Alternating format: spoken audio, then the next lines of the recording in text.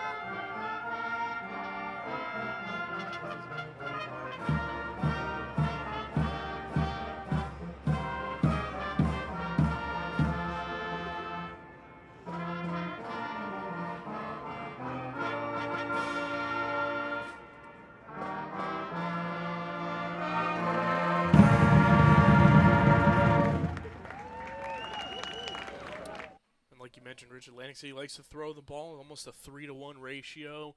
Played Washington Township last week in the state playoff bracket, so unfortunately for them, they were eliminated. They had an opening available, and that's why they're here at Gittone Stadium tonight. Yeah, and we get this extra game, and it's going to be fantastic. We're going to get a look at our starting lineups right now as we prepare for the teams to finally get out here. The anthem's been played, and they're still in the locker rooms on both sides.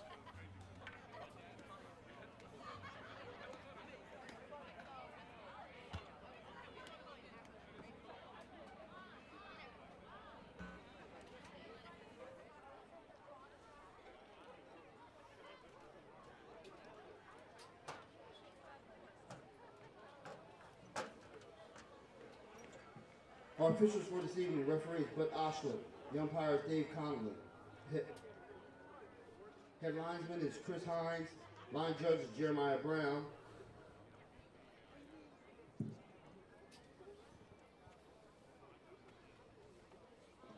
Field judge is Harry Ryan, and the side judge is Jeff Down, and the timer is John Gallagher. Assisted by Coach Will Breeze. Blame the teams. It is kind of cold, so soaking in all the warmth that they can. Last week we were here, a big-time win against Eastern once again, Our trainers this evening, Dave Rickenbell and Dara Feldman. Just looking to build upon that for this team. You know, another game under their belts. We talk about this all the time, on and off the air, for Vineland to be able to have these opportunities to play later in the season, and you know, obviously the big one on Thanksgiving, to build into that and stay ready and stay together as a team, I think, is super important just at the high school level. Yeah, and you can't get better without really playing. And this is going to be the third game now that some other schools, their seasons are over. But Vineland, as you mentioned, keeping it rolling. A 3-game win streak coming into this. Yeah, and both teams have played similar opponents. We have 5 common opponents. A couple things did jump out. Both teams lost tight ones to Oakcrest, Vineland losing 19-11. And AC losing 25-20. But Clearview's the only one where it wasn't a similar result. It was Clearview over Vineland 17-14, and AC able to beat them 28-12. Not just 3 in a row. The last 5 times versus AC have all been Vineland too. So the matchup, kind of like when I watched the Eagles play the Redskins, you know it's going to be tight. You're not going to get that big win no matter how things look, because there is familiarity going back for decades, and then also most recently they've been some pretty good games. So it looks like the Fighting Clan making their way out of the locker room now and heading towards the field.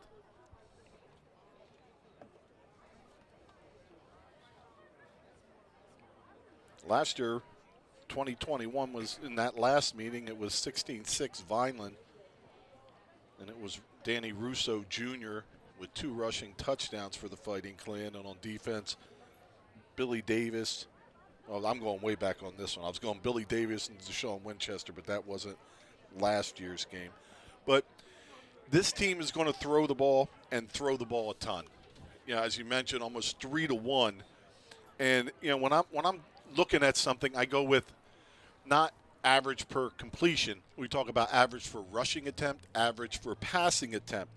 And for AC quarterback Joe Lyons comes in with 1,991 yards this year, 25 touchdowns, 10 interceptions. AC is averaging 10 yards per passing attempt. And let me tell you, that one spot they really get deep and going on, up the middle, up the seams, down the hash marks, and that's a place where Vineland has struggled to defend during the year. So that part of the matchup, look to see if AC kind of hits the hash marks, trying to open up that middle of the field with their speedy receivers.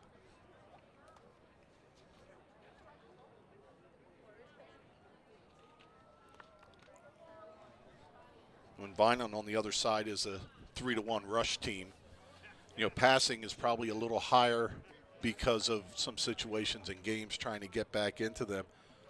And Vineland's averaging 5 yards a passing attempt and 4 yards a rushing attempt. Receiver-wise for AC, it's Mikael Jones with 32 for 555 and 6 touchdowns. Oh, this was a tough one. Shawnee DeGraff-Rentis. He only has 29 catches, but for 681 and 10 touchdowns. So they're going to come out, they're going to spread the field and throw the football. One thing defensively that Vineland can use to their advantage against AC's defense is they do give up the edge. You can run in the middle, but you can also get outside on them, as it's happened over and over again. Their corners don't really come up because they're playing so far back on the pass that you can get that edge in the running game. Fighting Clan make their way onto the field in their blackout uniforms once again.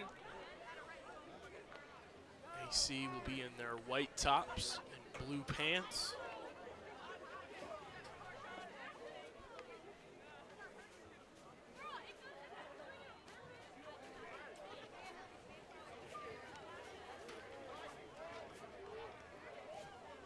Vineland's defense had their shutout string broken late in the game last week, but defensively it's Alfanador and Noah Cruz, both with 64 tackles, Maven with 56. But we saw some edge rushing last time by Gallo, and with this many passing attempts coming, that could be a key. If he can get a rush and get in there and throw off the timing or pick up a couple sacks, because last week he was a step ahead. And if he brings that same thing tonight and has success, that could really hinder Atlantic City's offense. Yeah, Mason Afanador was our player of the game last week, so we'll see who gets those honors tonight. As I was walking in tonight, Rich, I saw Saquon Anderson, who we've talked about a ton on our broadcast. We talked a ton about on Guzman's Gridiron. I told him, give me a pick tonight. Let's see it come to fruition. He's had a stellar season. He's been one of the big-time players on this defense for the Fighting Clan. Would be very apropos to see him come away with an interception tonight. And there's going to be opportunities. The ball will be up in the air. It's a little bit colder. Look for it maybe not to be as tight, because I know my hands are in my pocket and yours are underneath your arms already. And we're not out in it. We just have one door open back here. But while I was looking at it, I like to look back and we have some young coaches on this staff, and I went to 2019 where Ryan Shelton, defensive coach now, threw 2 touchdown passes, including a 57-yarder to Tyreen Powell in that Vineland win. So it's kind of nice because you don't have to go back real far, and you can see these matchups and just how quickly guys are returning, bringing some young blood and enthusiasm into the program. And for Coach Guzman and his coaches, it was a rough start. 2 very winnable games, starting with Oakcrest and then Clearview, that if you were playing right now, I'm sure they've gotten better too, but the way you're playing now, they would be wins if they happened last week. Yeah, and to miss those opportunities, it's 2 years in a row we've missed those opportunities with those 2 teams that we're right there with, but we're playing much better football defensively. Yeah, tonight is most important, but they've been doing it. Tonight, you have to swarm to the football because when AC throws it short, they're not making a move and heading up the field. There's a lot of horizontal sideline to sideline running, going back against the grain. So it's going to take a ton of pursuit to be able to bring those guys down before they pick up big yards. And that's been the fun part about this team, too, seeing the opportunities for improvement, where they have improved. And, you know, if you come away with a win tonight, you're at 500 for the season with a first-year head coach. And I think that just goes to show you the buy-in process, the belief process that these kids have had in Coach Guzman and this staff, you know, year one of him at the helm. And, you know, earlier we saw Coach Russo is in the building tonight, taking in tonight's game. So exciting to have him back here at Gittone Stadium. But to see, you know, very little drop-off from just the belief in what this program can do and what they're capable of has been awesome to watch, from where we were week 0 to where we are right now, getting set for kickoff here against Atlantic City. As Vineland will receive to start this game, so we'll see the offense on the field. As this one is sent. We are underway here at Gittone Stadium between the Vikings of Atlantic City and the Fighting Clan of Vineland. And Xavier Diaz brings it up just shy of the 35-yard line. So good starting field position for the Fighting Clan. And we'll see Tyrell Powell and this offense come out and try to move the ball down the field, which they did very, very well last week. You know, we're able to kind of move the ball at will and, you know, do things that they wanted to do offensively. And we'll see if that continues. It's been a trend that they've had coming out of probably since that Holy Spirit game a few weeks ago. The offense has looked more and more fluid as the weeks have gone on. Yeah, and Tyrell, the third quarterback of the season, has, when we talk about him settling in, it's also settled in his receivers and his line, and everything's kind of come together nicely. This time, Vineland's going to start with a whole herd of people in the backfield. As Tank rolls out, looking to pass. He's being pressured. Takes it himself and turns absolutely nothing into a positive gain there for the Fighting Clan. So good awareness, good vision there from Tyrell Powell to pick up a few there and turn that into a positive play. Yeah, he stepped up really nice. There's just a little pressure from the bottom, but he steps up inside of it and gets something out of nothing.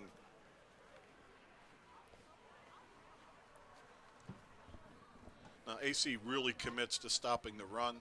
They have a ton of guys and linebackers all crowded in the middle with that big nose guard absorbing a couple blocks.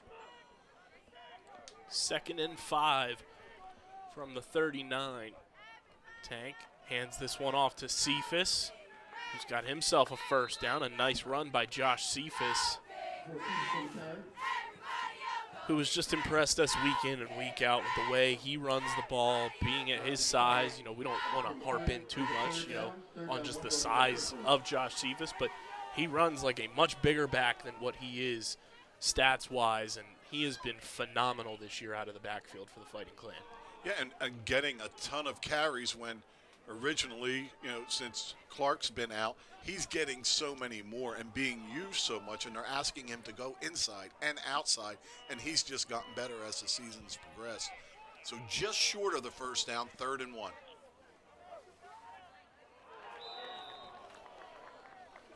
Looks like we had a little butt shake up in the air on that front of that line for Vineland. AC did jump, but Vineland moved also. So from a 3rd and short to a 3rd and 6.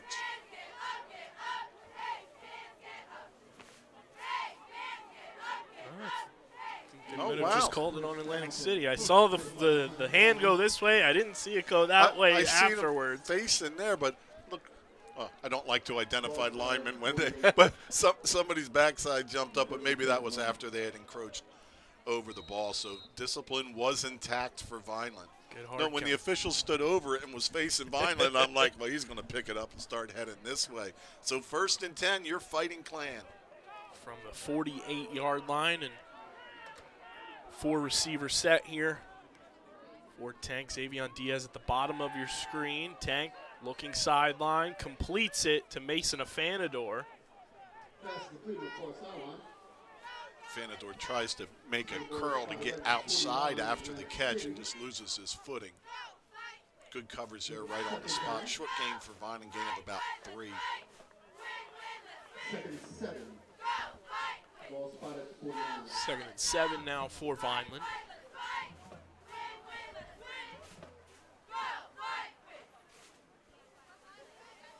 It's nice having Thursday nights.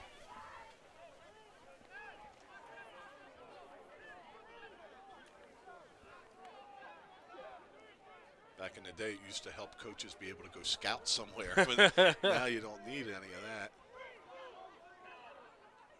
Schwed in motion. And Powell takes the snap. It's a QB keeper. He scrambles all the way outside. Gets stood up there. Well, nice job by the interior line on that play as both backers try to stunt through, and they don't get through. It's still not a ton on the run for Powell, but a good job picking up that blitz. A lot of times Atlantic City will send at least one of their two inside linebackers, usually from the power side, if Vineland has a tight end or an extra body on one side. That side backer's been coming lately.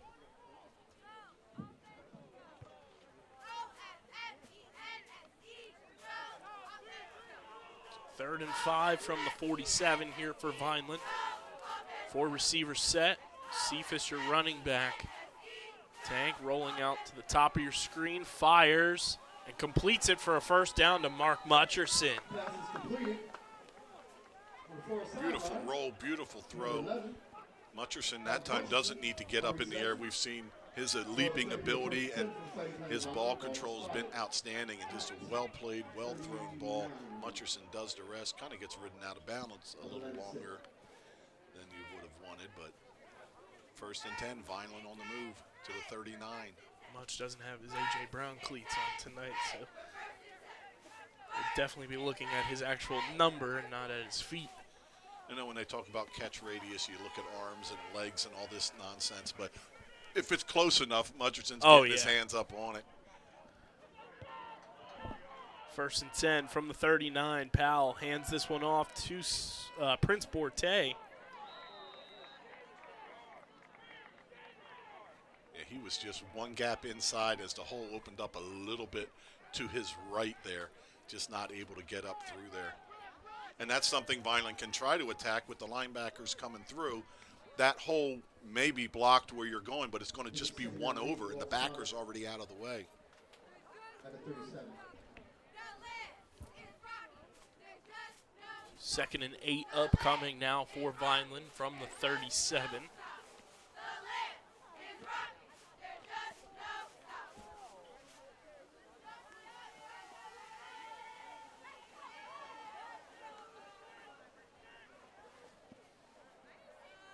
Powell hands this one off to Borte.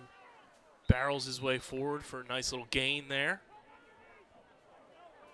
There's a flag.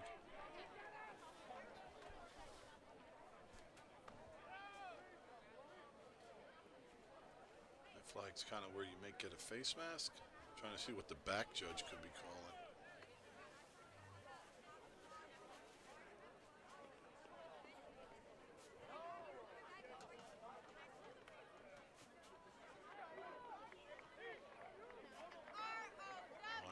Thrilled the penalty is on them, but play kind of didn't go for a whole ton. But that is a big old amount of penalty yards. Must be a dead ball foul, and that's 15 going back. Brings Vineland back to the 49 for a 3rd down try. To that point, this has been a very successful drive for Vineland, so now they have to dig themselves out of this hole. A 3rd and 20.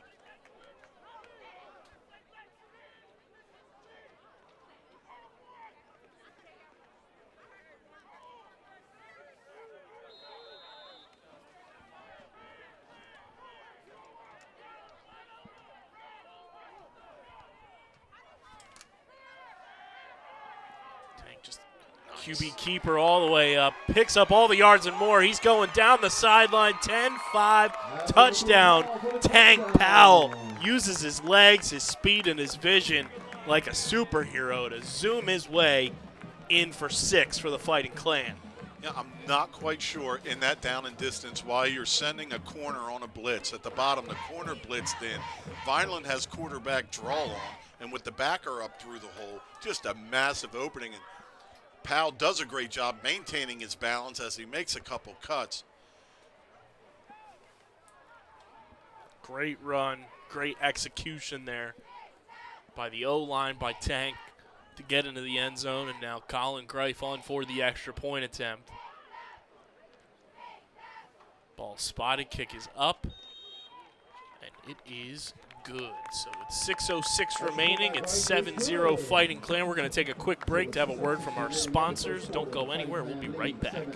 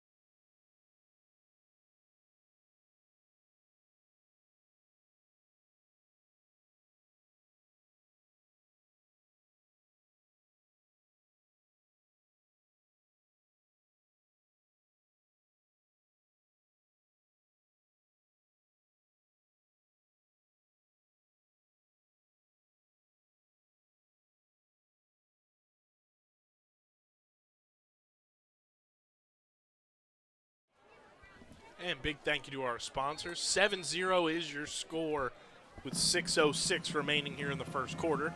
As Vineland gets set to kick this one away, as Tank Powell ran it in for 6 to put Vineland on the board and with a lead here now.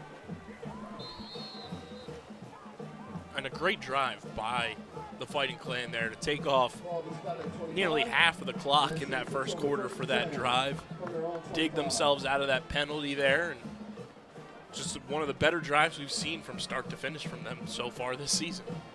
Well, my first couple years playing here for Vineland, you were either offense or defense. And while that drive's going on, I was a defensive player. I'd be like, come on, I want to get out there. So that defense chomping at the bit. Let's see if they can start themselves another shutout streak here, but it's going to be a lot of passing. And we know this defense is always chomping at the bit. Coach Cliff Smith and Ryan Shelton have them in peak form nearly all season long. They're daring AC to run up the gut. There's a 3-eye and a 5 technique, and the whole middle's open. They bounce it around the outside, and Vineland's there to negate any big gains there. Ball be spotted 29. So it's where we watched the first team come out and bunch everything up in the middle defensively. Now you have AC that's doing, or Vineland's defense doing the opposite, just giving that middle of the field as one linebacker sits in there. 4-yard run there for Atlantic City, so 2nd and 6 from the 29-yard line. Ball's Fumble, loose. snap.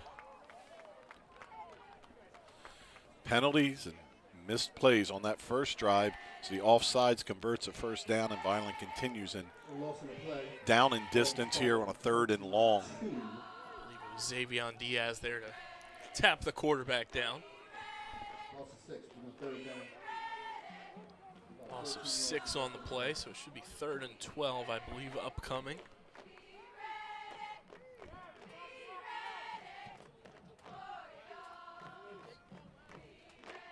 So nice to get 2 extra home games here. It's actually a loss of 8, so 3rd and 14 from the 22.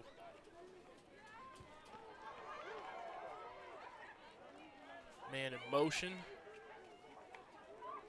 Looking to pass. And it's incomplete. Good pressure on the quarterback.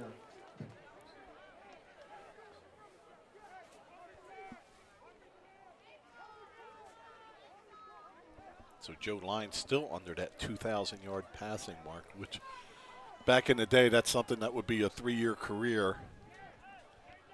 But Vineland's defense does its job, and now the poor guys are going to be off the field again. All in a drive's work. So it's punted away. Why'd they blow the whistle?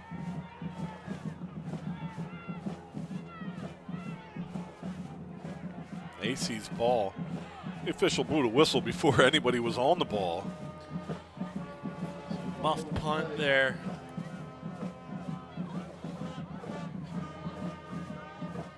By Rayon Carter.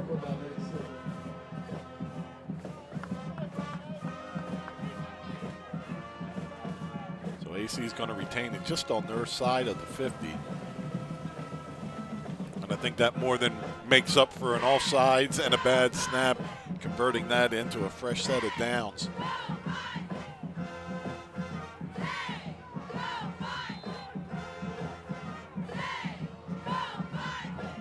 Now all alone in the backfield. Looking to pass, being pressured by Gallo. And Vineland's defense gets in there to bring down the quarterback. What Gallo threw there quick makes the quarterback step up, and there's nowhere for him to go there. Does a great job pushing forward to just lose a couple on the play. Little Stefan from Saturday Night Live. Look what I can do. Gallo got in his face and created that pressure. And then he said, all right, guys, finish the job because I started this. Let's finish it. Great pressure there by the defense. 2nd and 12. What's up with that? That's my favorite. Ooh-wee. What's up with that?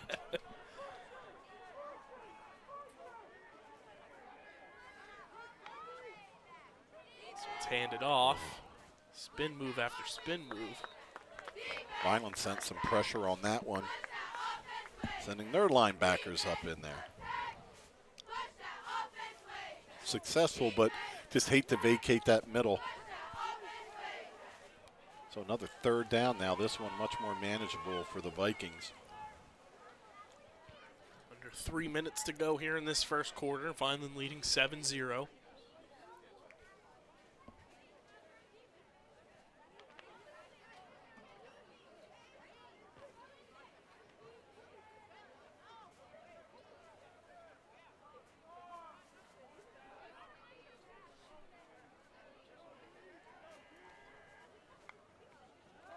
Pass.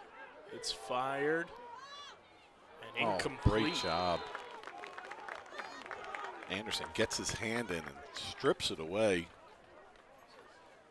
Not only a great job of doing that, a great job of not making contact early, of waiting for that ball to get there. Ever so close to that interception he promised me pregame. He's had a phenomenal year for the Fighting Clan in 2023. Should Vineland choose, AC's punt protection hasn't been great this year. They kind of are letting guys go through the middle on that back line. And it's going to be a fake.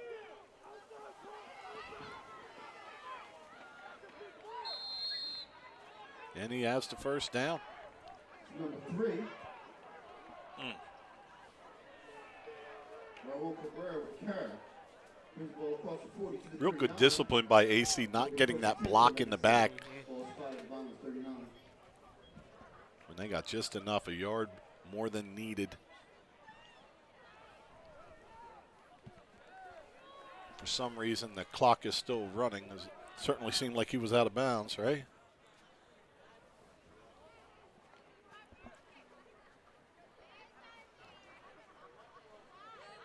So they get it back off a muff punt. They get it back off a fake punt. They do have a backward pass, halfback pass they do once in a while. That's about their only trick they probably have left.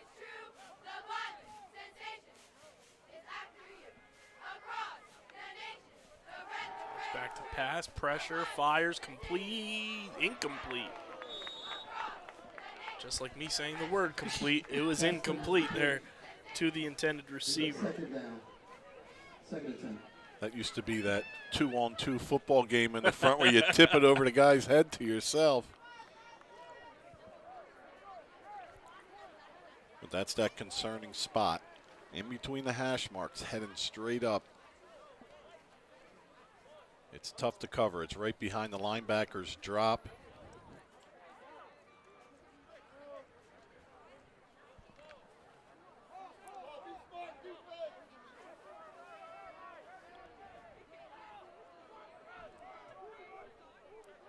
They've done this before, and sometimes they head up top instead of hitting that bunch on the short side. Fake the handoff, looking to pass, and it's out of bounds.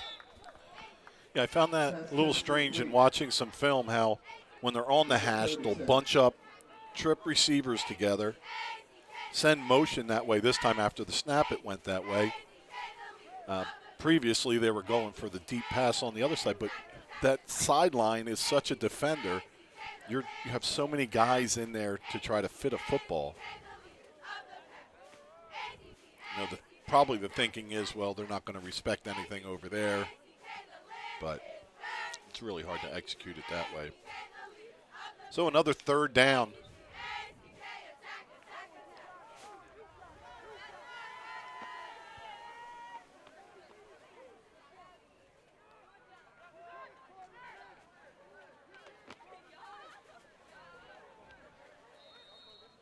Looks like AC is going to have to take a timeout.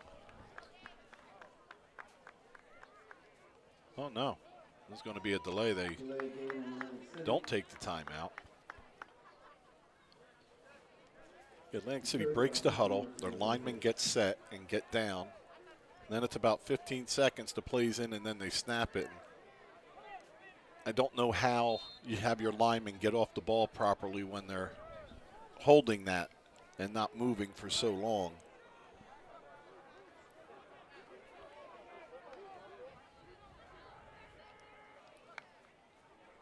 Low snap, but it's picked up. Going deep to the top. Find the ball out of bounds. Good coverage on the play. I believe that's Maven, right? Number 1? Yes, Ryan Maven. Another player who, down this stretch here, has had a big role on this defense, has made some big-time plays for this football team.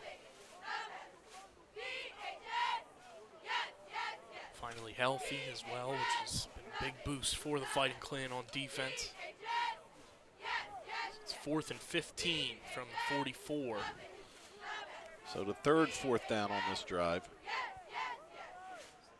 No pump formation this time.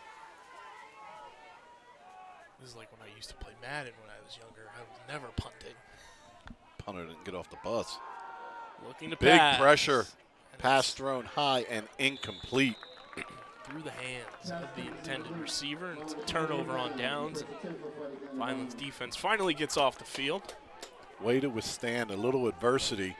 Fake punt, turnover basically. And the defense does its job, and they got warmed up. They didn't have to come off the field after 3 plays after all. 53.8 remaining here in this first quarter. Vineland up 7-0, courtesy of the sweet feet of number 3, Tank Powell.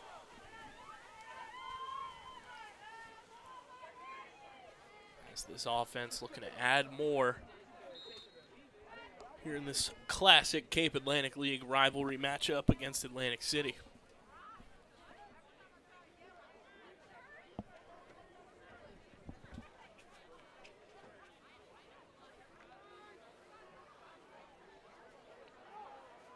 Seniors getting their last game at home. Powell rolls out, looking to pass. He gets rid of it. Just out of the reach of Gavin Gallo. Well, they're really having a hard time picking up their edge rush.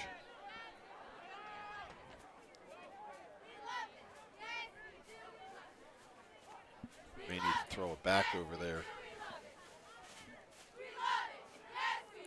He's disrupting everything back there.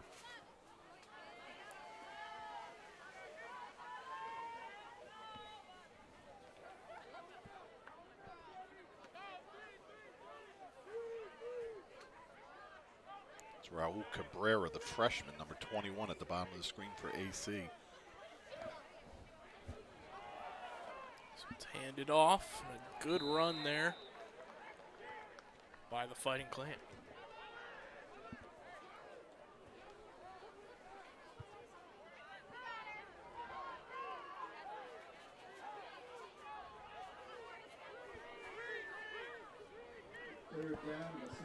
So with just 20 seconds to go, be one more play, most likely on this third down, probably run down. I don't even know if they have to get this play off. Doesn't look like they will as Tyrell makes his way to the sideline, as does the rest of the offense. So that's going to do it for the first quarter here from Gittone Stadium. Vineland with a 7-0 lead. Phenomenal first drive that the Fighting Clan had on offense. We'll see if they can continue that here. Well, at this rate, we know it's going to be 28-0. So nice first quarter. Another shutout quarter. Law of averages.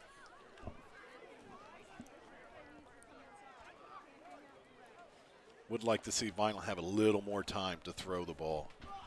Give Powell a little more of an opportunity back there.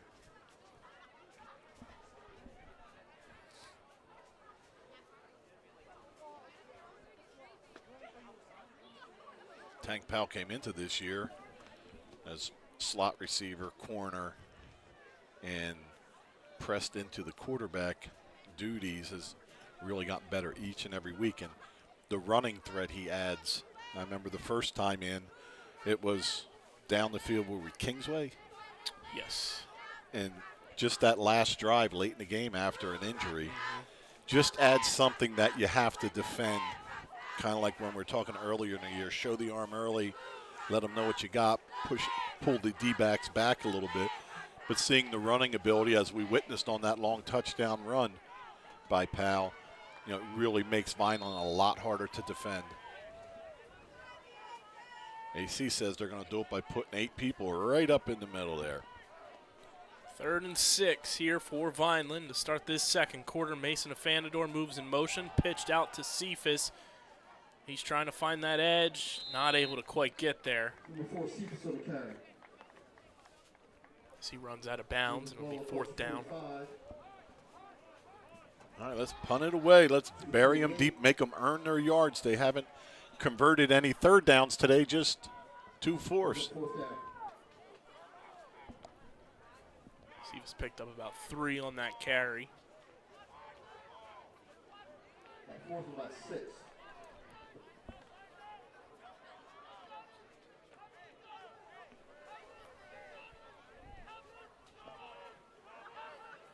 So Greif back to kick it away.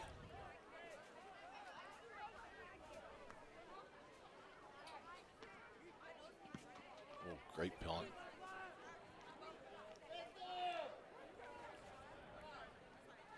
Great punt because Greif was under some pressure and couldn't get into it. Had to kick a line drive out underneath some outstretched arms. 11:34 remaining until halftime. It's 7-0 Vineland. We'll see this defense back out on the field for the Fighting Clan, looking to continue their winning ways. And with the Atlantic City offense, I mean, they've looked like this quite a bit, but all it is that one big play, and boom, off to the races. In the NFL, we talk about big plays over 20 yards, and they have a ton of them. So it could be 3rd and 12, and then you hit one. So you got to play every down.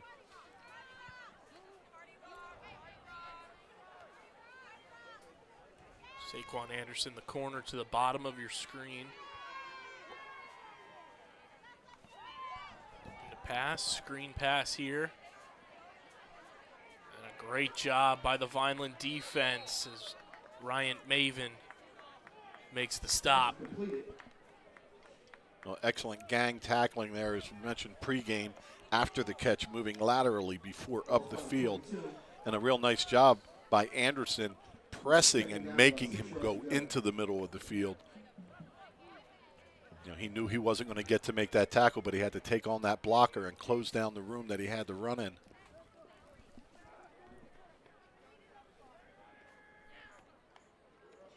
So it's fake handoff here, pump fakes. Nothing there. Saquon Anderson gets his own tackle on that one. Scary looking play, though, as they kind of option off of Saquon, and he's quick enough to get to the quarterback, as we see the receiver saying, hey, flip it over his head to me.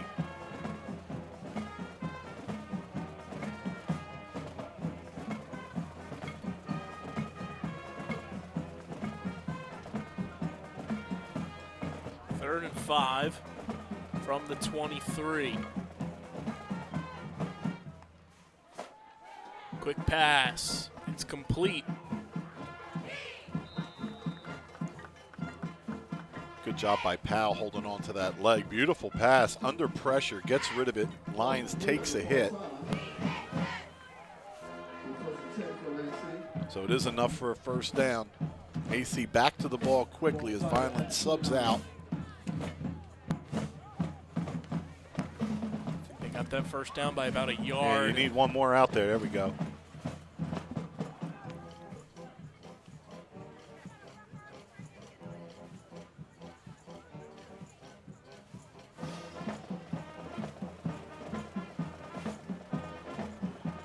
Hold that ball.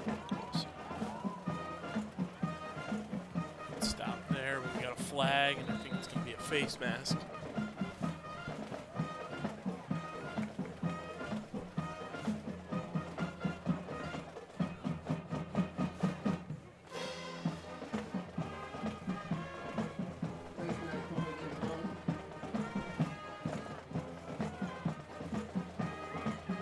AC will move this one up after the face mask on Vineland. Don't move them chains, brother.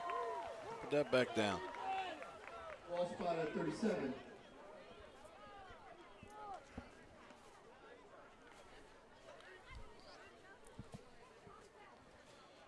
So the very rare 1st and 3. It's Downagami, if I've ever heard it. Yeah, I think we made it. Oh, a little false start on the receiver at the bottom. Nice job. Great job. That's probably fallen complete without that outstretched arm knocking it down. I believe that was Mason Afanador who deflected that one down.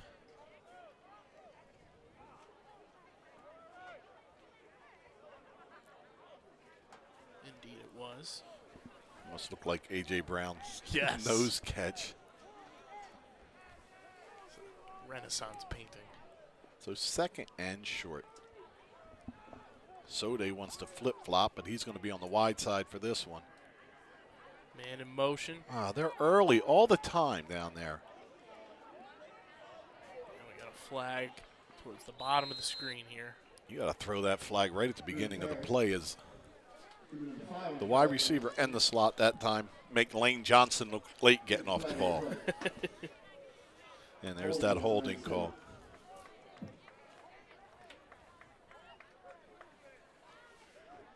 I saw a real nice slow-mo. Somebody had of Lane Johnson all the way back. His outside leg hits before the ball moved.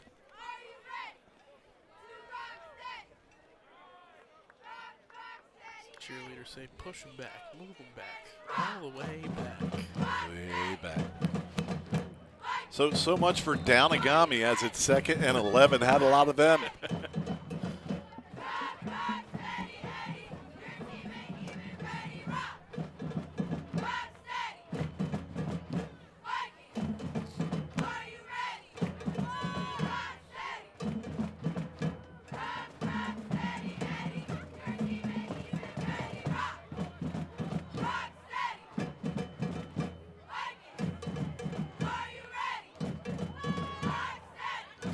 Pass to the running back is complete. Makes a cut, picks up the first down. It's a couple plays on this drive. Vineland doing a nice job with the pressure. The quarterback just able to step underneath and get rid of the ball, but arms are out. First and 10 from Atlantic City. Ball spotted at around 42.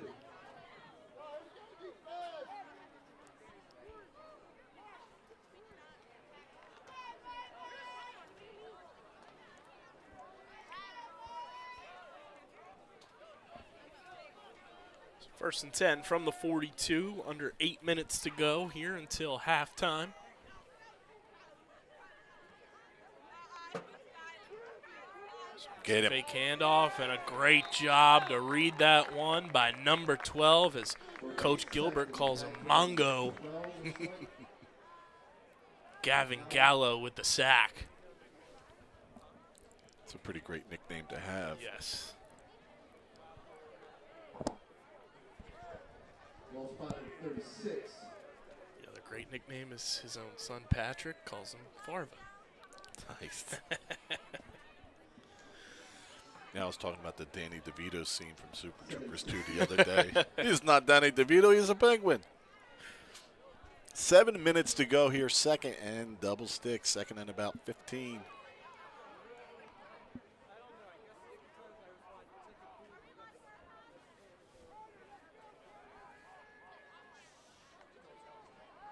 Looking to pass, it's fired and complete over the middle for a first down. Pass is completed. Good job after the catch of tackling all night long here. As AC's used to breaking one and getting to the house. Vineland's making them earn it as they nickel and dime up the field.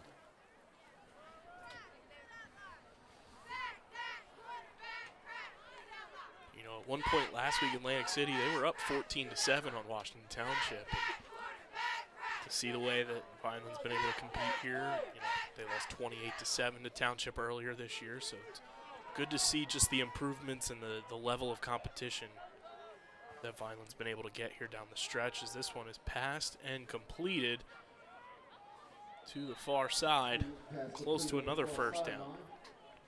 Yeah, AC offense starting to click a little bit here. They spread you out and then come back under and attack, and it's an awful wide field to cover for Vineland. Ball spotted 36.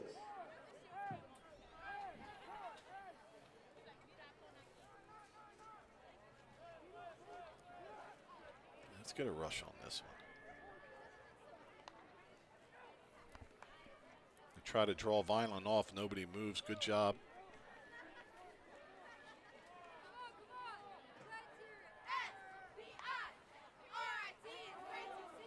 This one is handed off. It'll be a first down for Atlantic City.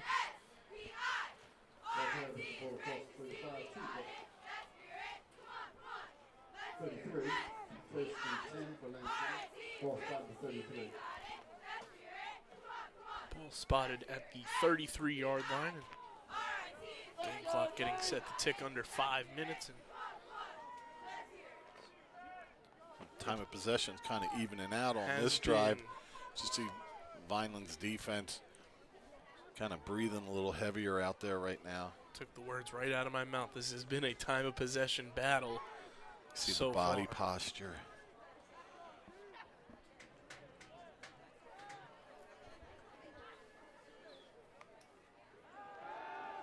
Pump fake, firing,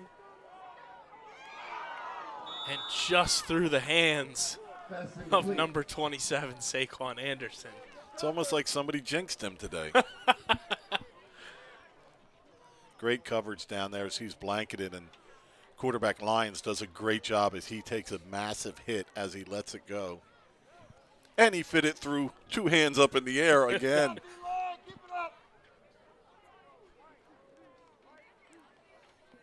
Yeah, what a season Saquon has turned in. You know, preseason you're aware, but then every week you're more than aware. That's where your eyes go. He's really turned into a star for Cliff Smith's defense this year, and it's been a joy to watch him just continue to develop week in and week out and just get better and better as the season has progressed. And look at him all alone down at the bottom. Here comes a safety over top. Going to pass, short pass underneath, and it's complete for a first down. Great job by Tank to keep it inbounds, Pass I to number believe. 5. First and 10 for Atlantic City. Ball spotted at the 18. Almost like the Philadelphia Eagles idea of keep everything in front of you, make them earn their way down the field. And AC's done that on this drive.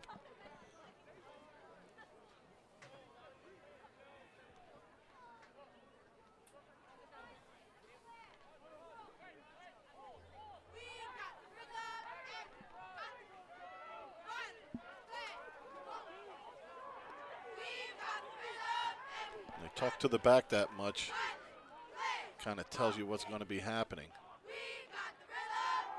Wide receiver handoff. Vineland's all over it.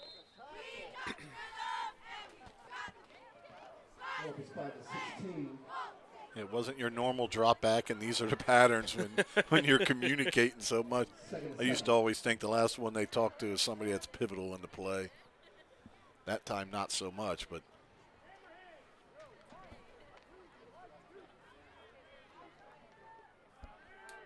you're still jawing.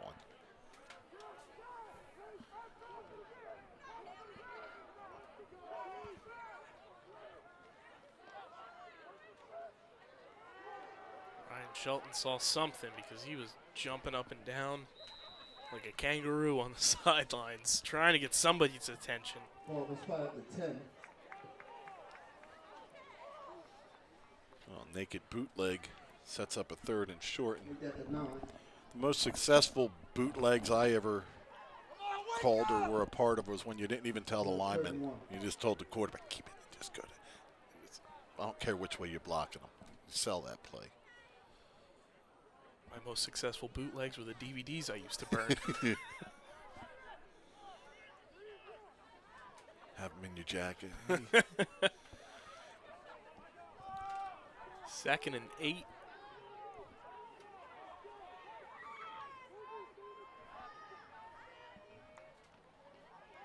This one's handed off and met by Vineland defenders almost immediately. And time is now of the essence at 2:13. It's now, Your 1st and goal. well, I was First going and to say, goal it's, now. all right, you get them down markers down. At the 7.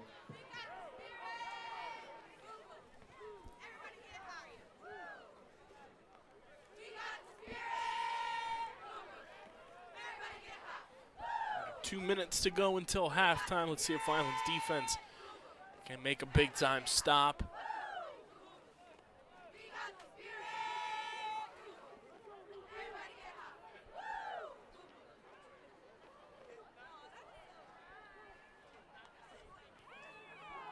Looking to pass.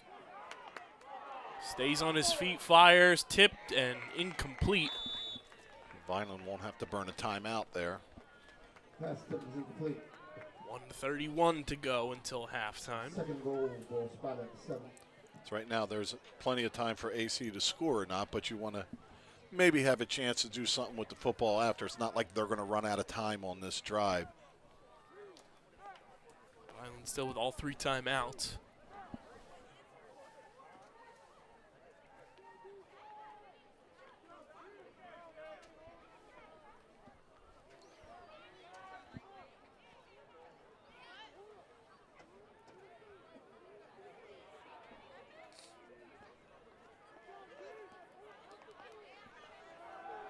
Pass, fires, and it's caught for a touchdown in the corner of the end zone. Pass complete for the touchdown.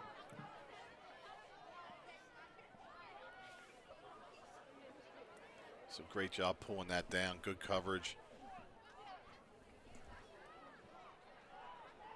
Number 2 not on our roster. No, we start at 7.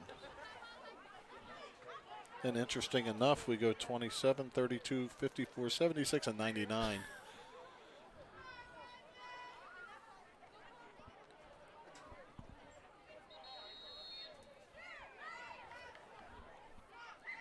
AC is going to take a timeout before their extra point. Timeout, AC. A long, crowd quieting drive. AC will get the ball to start the 3rd quarter.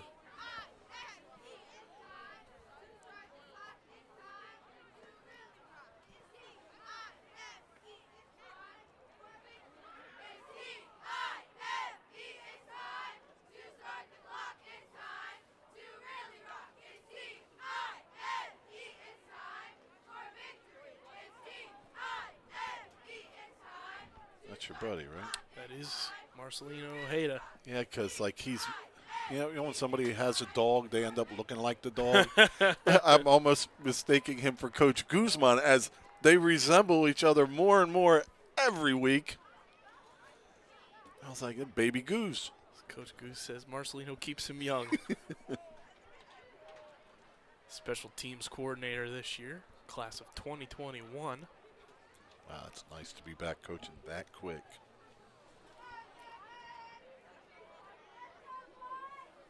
He's also part of our Vineland Public Broadcasting team as well in the winter and the spring.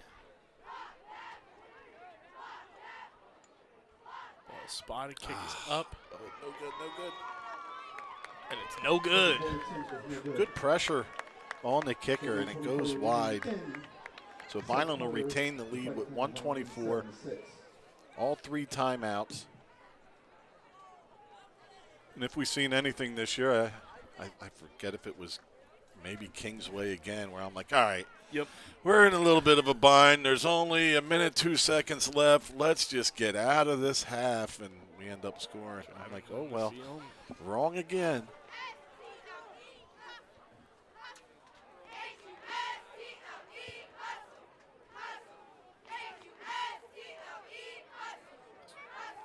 They even talk the same. Not that I've heard them talk, but like I'm watching, Yes. reading lips, and like their mannerisms, they could be brothers.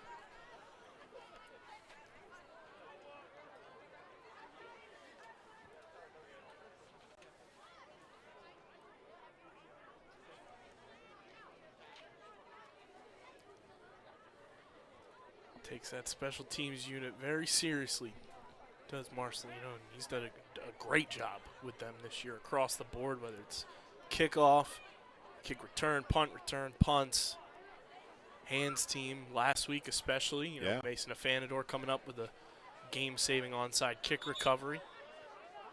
Special teams has been pivotal in a lot of these games for the Fighting Clan this year, and they've done a great job of being a complete all 3 phases type of team this year in a lot of ways.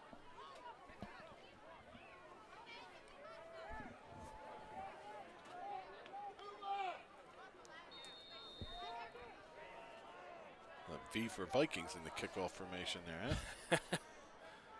It's the sailing V. Just a little pooch kick at the 25.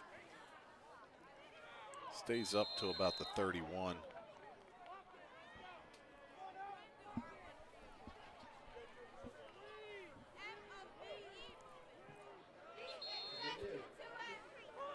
Player down for the Fighting Clan. Well, foul to 32. It's Fanador, it looks like. Timeout with Phil. Energy.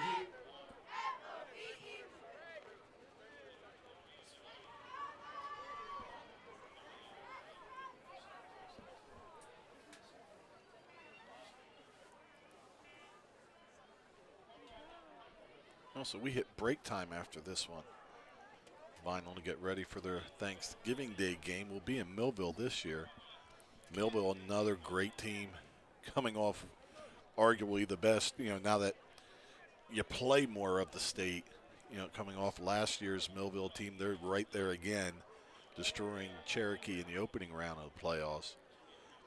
But last year was probably, you know, I say shocking, but that's what it was, you know, as much as we believe in Vineland football and what's going on. Vineland goes into the half with the lead on Millville last year. It was a great football game.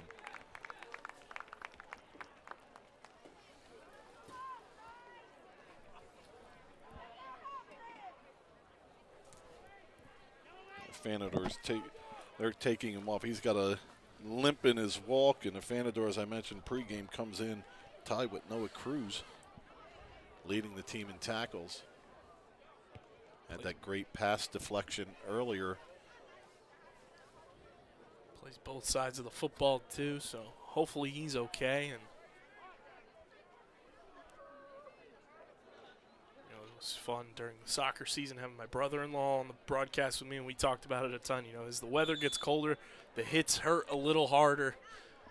Hopefully that's all it is here for Mason, is, you know, just the cold weather kind of hitting you, and it puts you in a little bit of shock, and hopefully he's going to be okay. And got twisted up. You may have used something you hadn't used in a while, and we'll have to check in on that as we get ready for the second half. But first, enough time for a drive here for Vineland. 1:16 on the clock. Tank looking to pass. He's being chased, scrambles to the outside, makes a man miss, but tackled hard from behind. Vineland will take a timeout. They're the scary ones when you don't feel them coming from behind you. You know, it's good ball security by Powell to hold on to that. It almost seems like every week you watch it in the NFL and that trail guy coming around behind the quarterback, and it's a quick knockout of the football.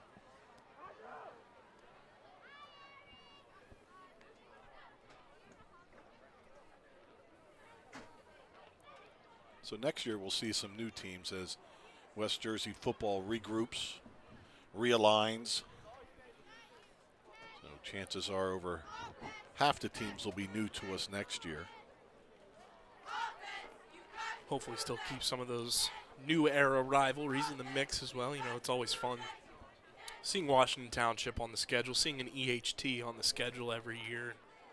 Hopefully continue to play, you know, the teams like Bridgeton that are local and keep those Cape Atlantic rivalries alive and county rivalries going. But it is always fun to get some new teams in the mix as well. And to get on the road and just see how they do it at their stadiums. We run into some great fan bases, students and adults at a lot of these places. This one's complete. Not much there after the catch. Like you mentioned, we're on the road for Thanksgiving this year. We'll get to take in that brand new facility over at Millville.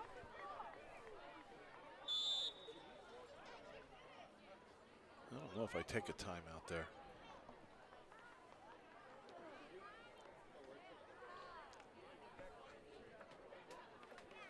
Your 3rd and 10, you could take it down to about 30 seconds.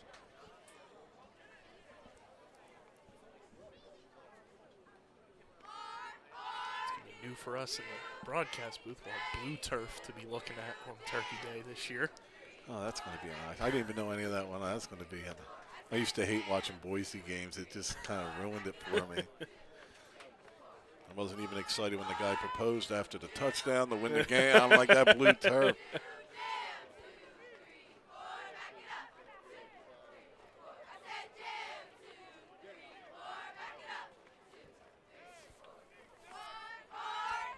I'm sorry, I stand corrected. It is regular. It's blue track. Oh, okay. Yeah, so. Feel a little better about it. So Vineland puts 3 receivers to the bottom, and AC is going to just play 5 yards off and say, you're not getting behind me anyway.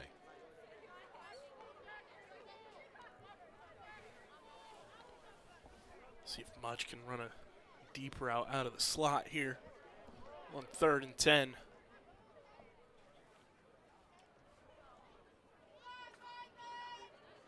Now the officials over the ball is wondering what the hubbub was.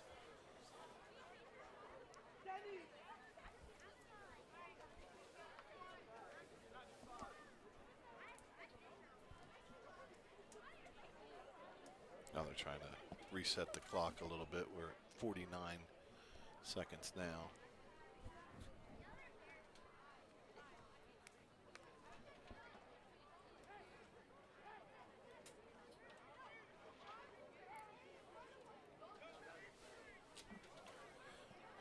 Oh, now we're at 5 minutes and 60 seconds on the clock. I think they're trying to get to 56, of course.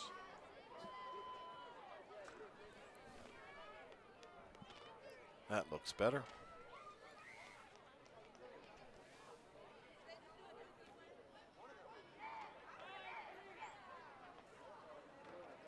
This was baseball. You get to throw a couple warm-up pitches before we get going again.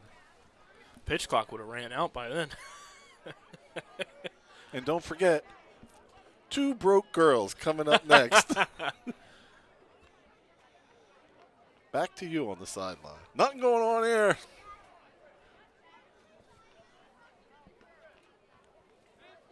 Download the Bleacher Report app. It's $9.99 a month after.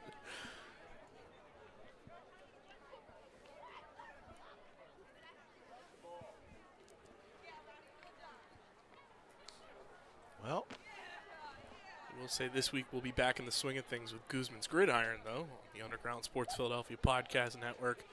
Missed this week's show because there was voting for all of the first and second team all-stars and everything this week. So Coach Guzman not around, but we will be making up that show, and we'll have a show this week over at the Double Eagle Saloon and Deck Bar. You can tune in, come out live and watch the show, or you can tune in on the Underground Sports Philadelphia YouTube channel every single Wednesday night around 7:30 Eastern Time. Premieres over on the YouTube channel, or you can listen to it wherever you get your podcasts. So be sure to subscribe, youtube.com/@undergroundsportsphiladelphia. What's up with that? What's up with that? That's what we call a callback in the industry, folks. Yeah, and you may not even known the opponent at that point in time, right? This is taking me back to when the Harlem Shake was a thing. Hey, we're ready for There some we football. go. Are you ready for some football? 53.3 seconds on the clock. Third down for Vineland. Tank fires it deep. Oh, and my it's caught goodness. for a touchdown by Xavier Diaz. Oh, my gosh. What a reception. What a pinpoint. And what a run to the end zone for number 7, Xavier Diaz. On 3rd and 10, Tank just fires it, uses that arm strength, finds his receiver one-on-one, and Xavier Diaz goes up, makes a play, and runs it into the end zone. What a fantastic display of athleticism, vision, and just awareness from number 7. And like I was saying before that, take the time out, right? Have some time to align with, oh, my gosh, again, right? I went into halftime with a 1-point lead, and Vineland says, no way. Ball spotted, kick is up, and it is good. Wow, that's a tough one for AC to come back from. Holy cow. Then when the ball's in the air, I'm like, he's not getting to that. The guy's right in his way. And They called it no good. oh, wow.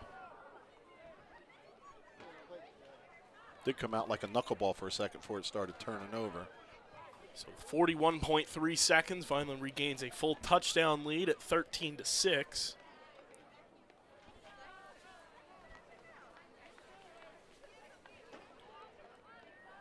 That's the way AC does it. Then Vineland now has 250-plus yard touchdowns today.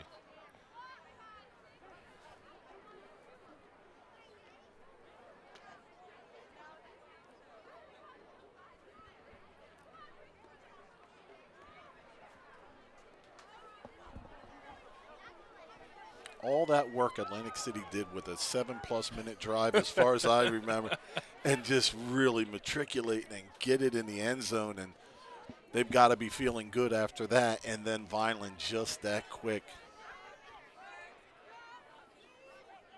Okay, one's coming off. Thought we're going to Notre Dame it, play with 10 for a couple plays.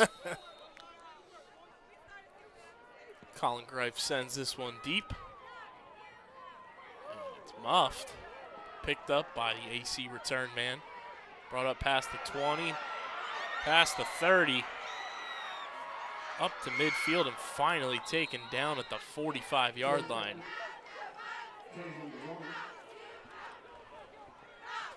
Psalm Jackson, that is, always makes people get out of their lanes and all, but a really good job recovering as Vineland doesn't overcommit, crowding to the middle, support there. You know, a play that could have went for a touchdown. They did a really good job controlling that. You know, how do you say they did a good job when they return at 45 yards? Because that could have went to the house. Anybody overcommits, and they don't let the rest of the flow of the team get there to help. So one timeout for AC. I think they, 2 timeouts for AC. I believe it was one, though. I think they called one early, and they called one on that last drive. But 1st and 10 from their own 45. Lions going to try to answer the Powell touchdown. Low rolling snap. He's over the line. There's the flag. It is official on the near side. I don't know if his pockets are tight and his hands are chapped, but Very casual with dropping the flag at the very last minute. Well, after a guy on the other side threw it over. But, yeah, there's been a lot of nonsense on the bottom side of this field. I know the feeling. Right now I just try to put my hands in my pockets. I think I'm going to skin my knuckles. I have a hunch his hand warmers are in the flags.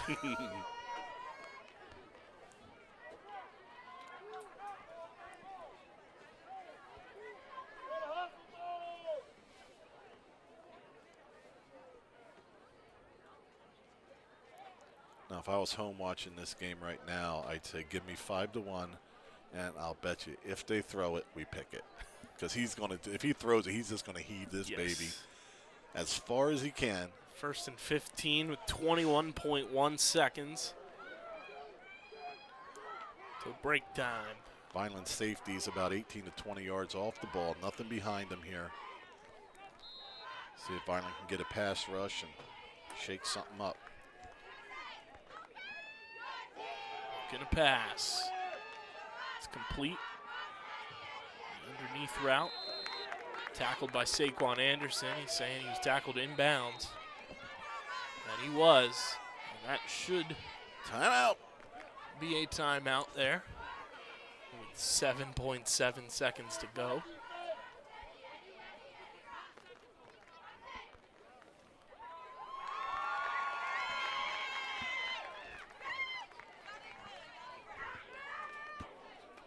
Pretty good crowd for a Thursday when it's cold but not windy outside.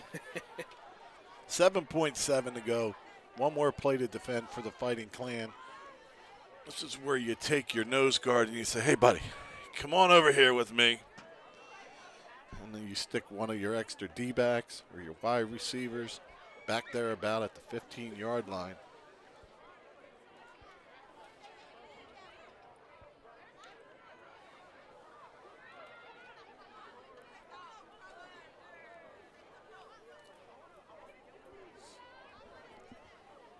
Bet you it's going to be a long halftime because they barely want to come out. Neither team.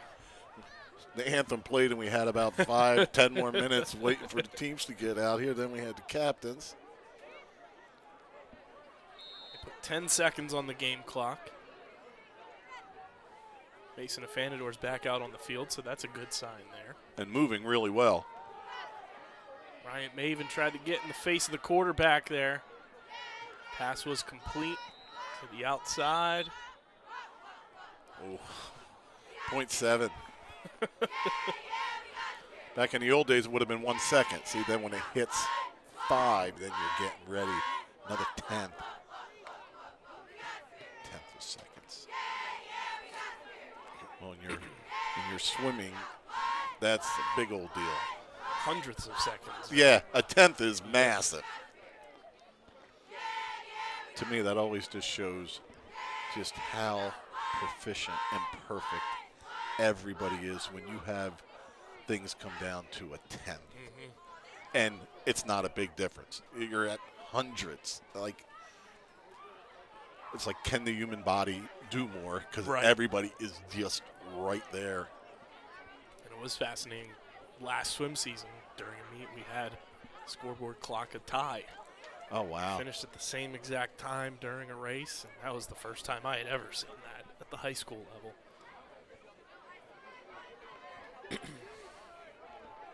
So put 3 seconds on the game clock there for when the timeout was called. So barring a penalty, this should do it for the first half. On the 40-yard line, Lyons has the arm to get there, but will he have the time as Vineland's linebackers press the line of scrimmage? Heaves it. And it's knocked away. So that'll do it here for the first half at Gittone Stadium. Great job by the Vineland defense to hold Atlantic City to just 6 points. It's 13-6. We'll be back for second half action right here on the Vineland Public Schools YouTube channel. Don't go anywhere.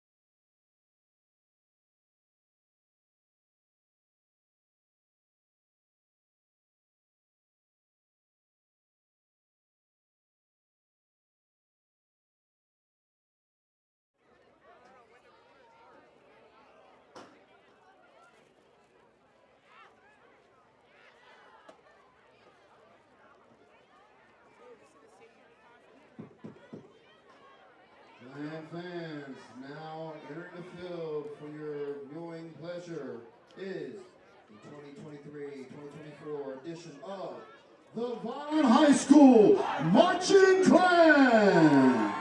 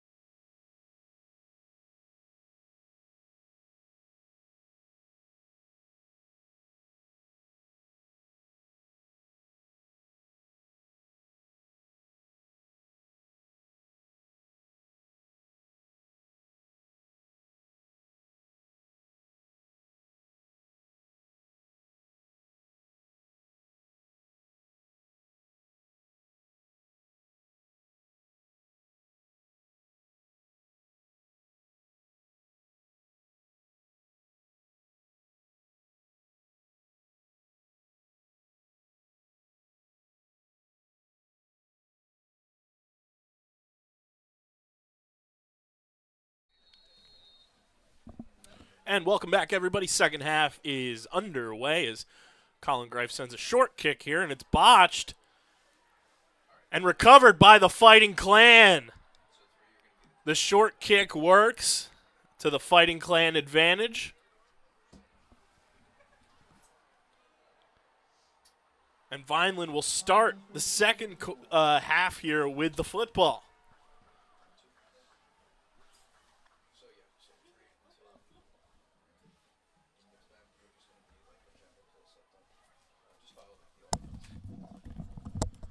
Kyle Bennett, Rich Scarpa here with you on the broadcast for Thursday Night Football on VLD. And the Fighting Clan are starting with the football once again, Rich, as the short kick works to their advantage, botched by the AC return man, and it's recovered by Vineland. So Vineland has the ball on the 33-yard line to start this second half. So exchange of muffed kicks balanced that out.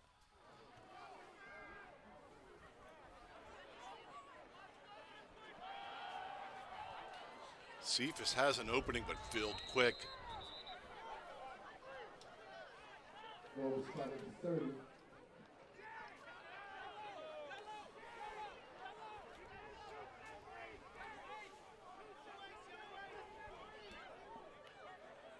Ran into some people down there. I was going to say I was a little bit late and out of breath because of traffic, but you used that one already this year.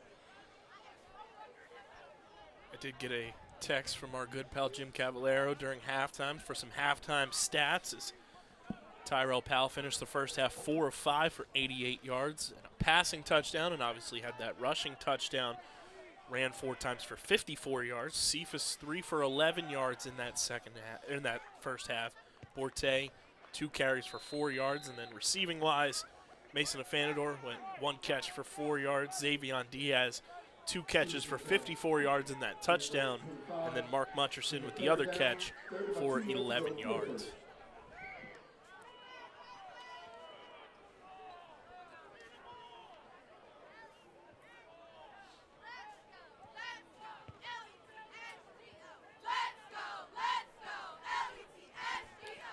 Third and 2 here for Vineland from the 25-yard line, looking to put more points on the board. After special teams comes up big time for them. This one's handed off. It's probably 2-down territory. It's kind of a cold night for 26 for a 41-yard field goal.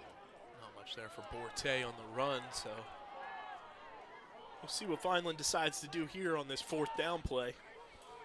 Well, I bet you if it was 75, 80 degrees out, we'd be seeing a field goal attempt because Greif certainly has the leg. And thanks once again to the Greif family, as today's treat were some nice chocolate chip cookies.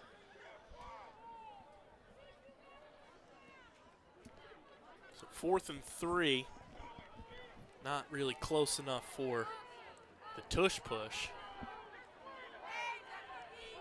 Tank takes the snap, pitches this out to Borte. He's tripped up. Tackle.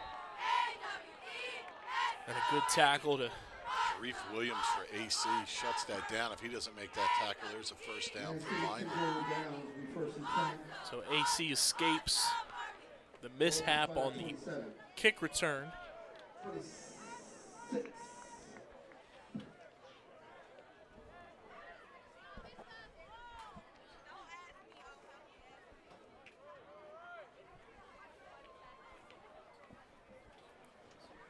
Vineland's defense will set up shop as AC takes over at the 26-yard line, trailing 13-6 are the Vikings. So Vineland looking to preserve this lead. Looking to pass, fires, completes it on the screen there to number 7, John Denny. Well, again, long field in front of AC. Vineland keeping everything in front of him, not overcommitting on the tackle. Ran into Mr. Gallo and Mr. Guadalupe. Had a nice conversation. Yeah, unfortunately missed a sack by Gavin during that. And it's time to talk old-time sports. 2nd and 5 here for AC. Looking to pass, firing, incomplete. Yeah, timing off on that. The official has to duck down, may have thrown it off a little bit.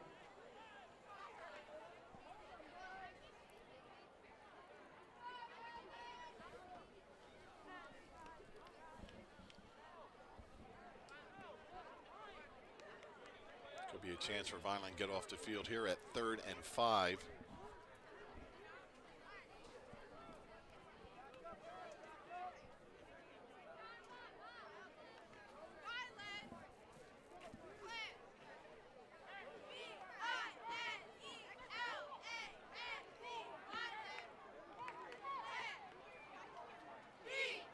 Man in motion is Denny.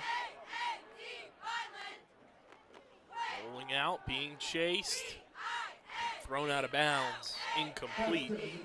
Great job by the Vineland defense to get that 3rd down pressure in there. That was Noah Cruz on a stunt, leading the way on that pressure and just really breaking up the timing. AC sending some subs in. Looks like they are going to punt it back to Vineland. All right, let's hear it out there for the Vineland High School cheerleaders out there. They do have that fake punt earlier that they converted for about a 12-yard first down run.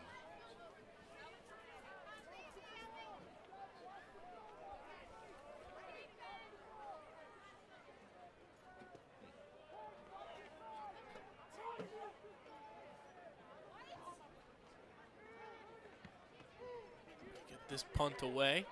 Xavier Diaz back on the return, watches it bounce, and take a roll to the 31-yard line, and that's where Vineland's offense will take the field. Good job by that defense, 3 and out. 32, first and 10 for Vineland. I don't want to overstate the obvious, but the next score is very important. Vineland can build in a little room for error with another score to go up by 2 touchdowns. Which we saw last week was very important. Down the stretch, it was 21-6. Eastern was able to kind of claw back into it and make it a ball game late in the 4th quarter. So let's see if Vineland can put some more points on the board here with 8:18 on the game clock here in the 3rd quarter. Last week, they did it without help from the officials.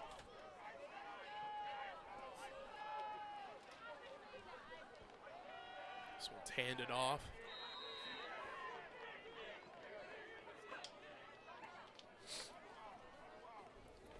Well, you got to keep running it and hope something breaks. No gain on play brings up 2nd down and 10.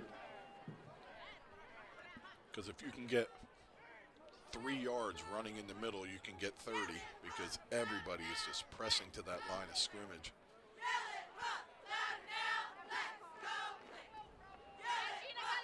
Wouldn't mind seeing a counter or a belly or delayed handoff. Let them get upfield a little bit.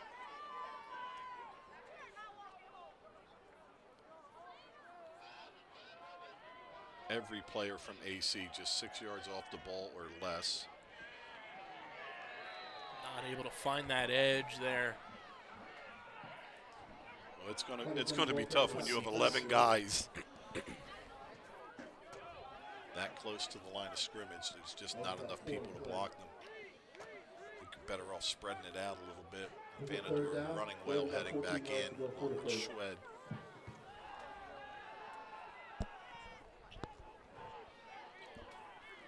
Gotta give Coach Gilbert credit. He's out there in short sleeves, running around. You'd think it was, early September out there for him.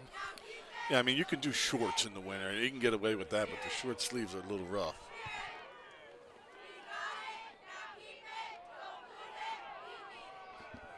Third and 14 here for Vineland. Tank looking to pass. He's firing. And into traffic, it is caught. No flag as Coach Gilbert was signaling for a hit to the helmet. Well, it came out when he hit the ground, but did he hold it to the ground? And the officials are now saying no. So Vineland will quickly send the punt team in. Good job holding on to that as long as he did. Just that second hit on his way down. 4th down and 14. Knocks it loose.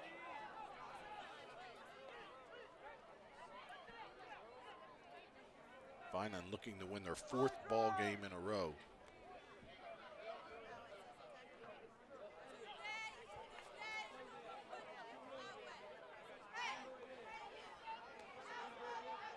This time Greif will stand at his 11 awaiting the snap.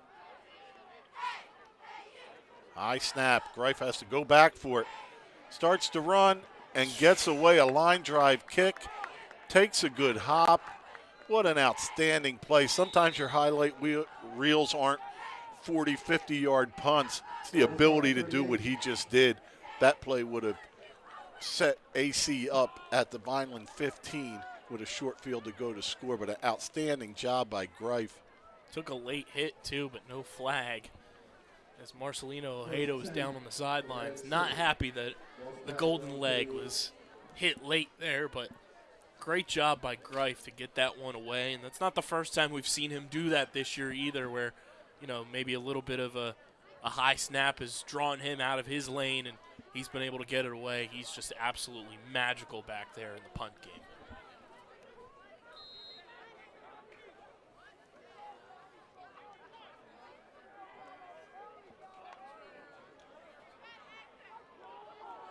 Get containment. Oh. Well, that little stumble and hit didn't allow the running back to get his head up as the bottom of the screen is wide open for probably a first down run, but great job tripping him up, turning him back into your support.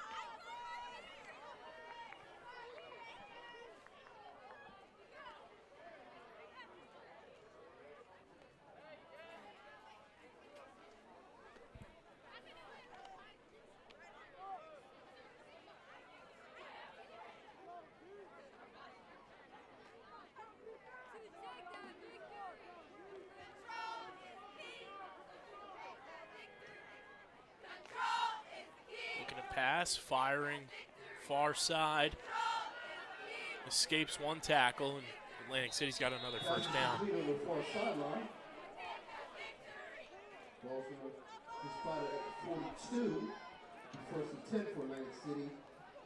So AC crosses midfield.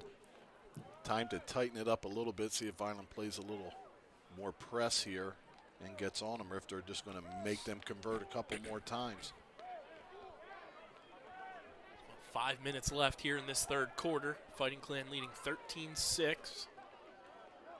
to come up with a big stop here to maintain this lead.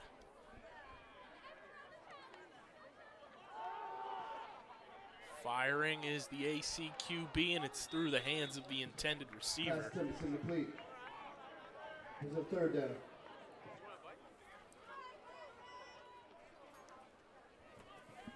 Second down.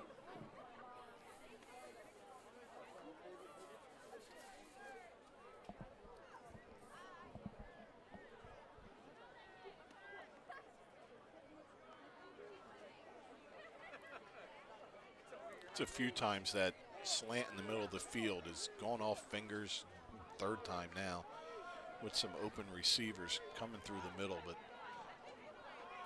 Vineland gets to the football quickly, and they've got to know there's a hit coming their way, and just enough to break up your concentration.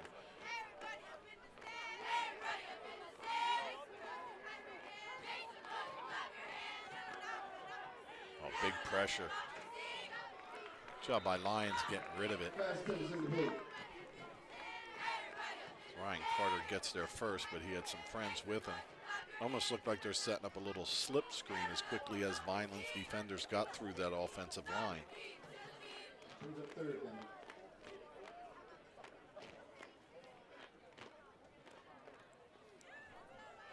Third and 10, opportunity here for Vineland to try to shut it down. Probably 2 down territory for AC.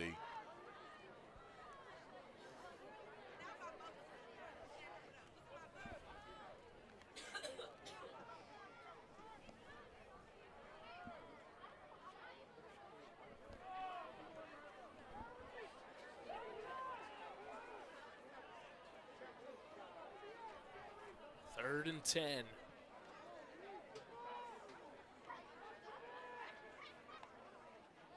AC looking to pass. There's pressure. He fires. And it's deflected and incomplete. Great job by the Vineland defense there. 3-on-2 down there, and way to get your head around and find the football. It's the big three that we're always mentioning. Saquon Anderson, Xavier Diaz, and Mason Afanador all in the mix there. Phoebus and St. Jean up front occupied enough of those blockers to get some pressure on the quarterback from the bottom of the screen.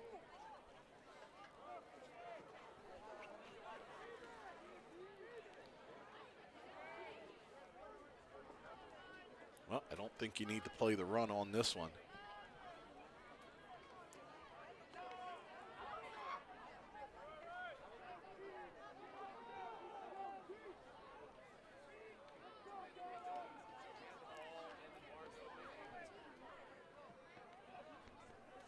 Fourth and 10.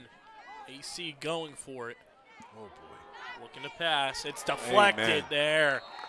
Mark Mutcherson. Finally deflected. As I mentioned in the first half, Vineland doing a great job getting their hands up, cutting down the passing lanes. And on that play, it was an everybody blitz, all but 3 guys, as they just flooded the middle and said, you got to get rid of it in a hurry. And not able to do so as Lions, as Vineland takes back over. 4:40 on the clock here in the third.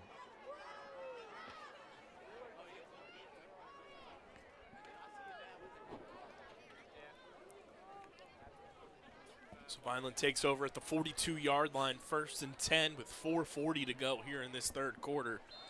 A full touchdown lead and looking to add on.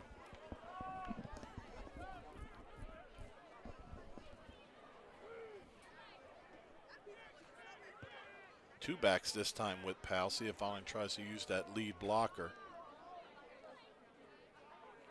They hand this one off. Nice. And a nice gap there for a first down run from Josh Cephas. It's exactly what they do. They have a lead back go through to help clean it out. First and 10 for Vineland. Ball was spotted at 45. Ball was spotted at. That's usually Ryan Carter, I believe it was that time, leading his way through for Cephas. They kind of went to the backside.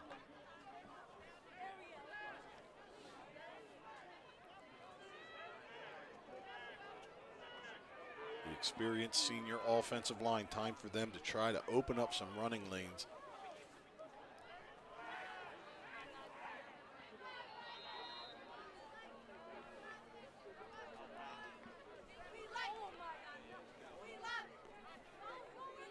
Pick up the 1 on the play. Brings up 2nd down to 9. Now the spot at 44.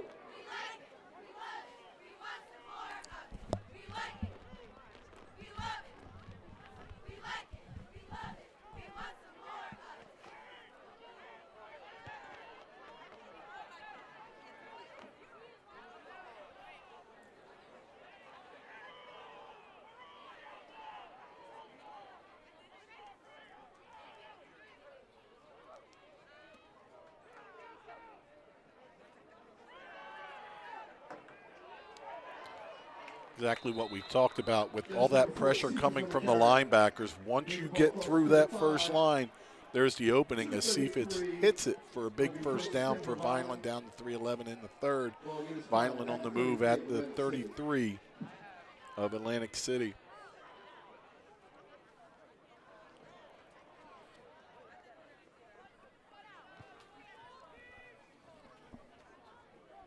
Minutes and counting on the game clock here in the third quarter.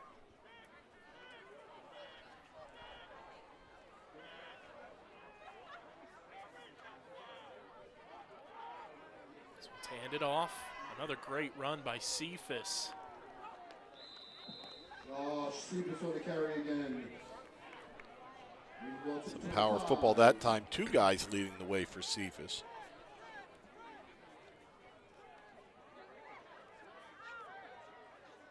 Second and 2.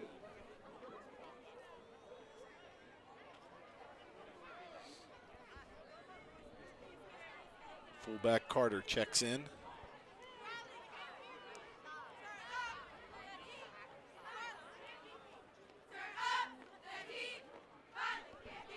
Second and 2. Mason Afanador, the receiver, to the bottom of your screen. It's handed off to Cephas.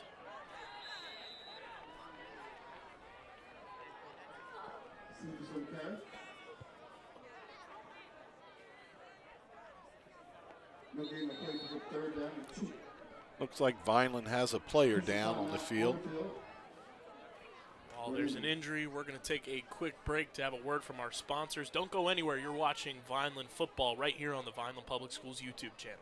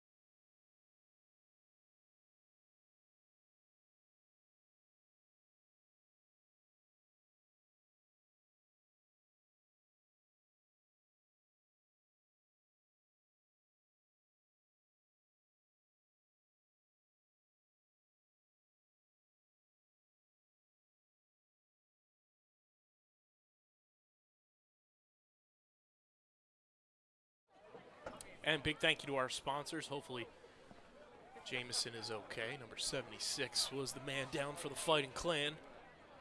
It's a big part of that O-line.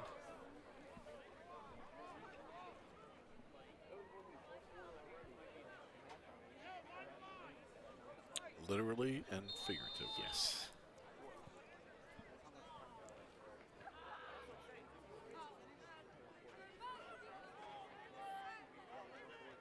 So back to that 3rd and short. 3 backs in there this time.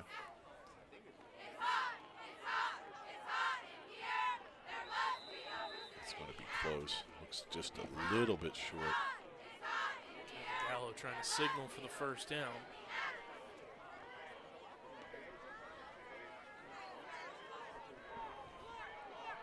And Blanding hops back in. Good to see there.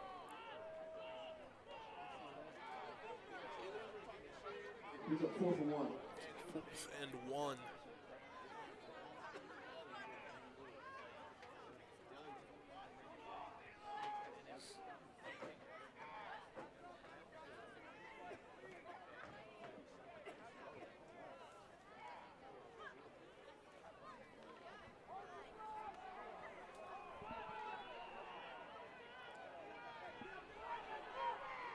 Looks like Powell's going to try it himself. Nope. They give. And a first down. You do all the blocking, but this time, Hey, Mr. Carter. I'm going to let you get the ball this time, Mr. Carter. And nice job picking up that first down. As that's that's going to bring us to the end of the 3rd. Fighting Clan leading 13-6. Making progress, hopefully trying to put some more points on the board as we get set for this 4th quarter. And as we do get set for the 4th, Rich, how have you kind of evaluated the way that Vineland has improved from last week to this week, and just seeing how they've been able to kind of sustain drives in this game in particular? It feels like this is the first time all year where they've really put a point of emphasis on time of possession. Yeah, and early in this game, you know, AC just has so many guys within 6 yards of the ball. Sometimes all 11 are pressed up, and 8 or 9 are inside the tight end slot receiver spots. It was very hard to run earlier, and we talked a little bit about getting past that linebacker spot, how things will open up. And it did a few times on this drive, and the change has been a lead blocker, running to the backside, and sometimes, you know, moving your tight ends back and having 2 guys lead the way and just absorbing some of that pressure from AC. So if AC is going to stack it up, they have an advantage in the numbers. And when Vineland's able to bring 2 backs in there, or sometimes 3 leading the way, it's almost evening that out, so you see what the running game does do, which is get 4 yards a pop. You can see everybody's just toe-to-toe tight in there, and Vineland has that experienced O-line.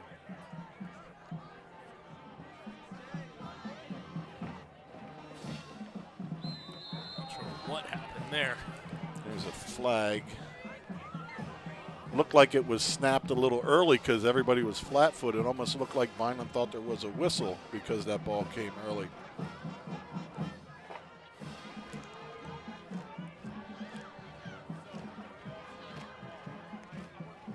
Personal foul. Be a late hit or some kind of helmet-to-helmet contact. Speaking of Pop will be playing in Germany this week. It's the Chiefs taking on the Dolphins over there in Germany for the NFL Europe Series. And what a way to start your day early if you're off on Sunday. I'm only off for a little while before I head to go watch the Cowboys-Eagles. Almost going to be a night game with that clock moving. It should be dark by the second quarter. Remember to set your clocks back an hour this weekend as well. Get that extra hour sleep. Is it back? No, I think this one's forward. Fall back. Oh, okay. So I do get an extra Get that hour. extra hour. Spring ahead.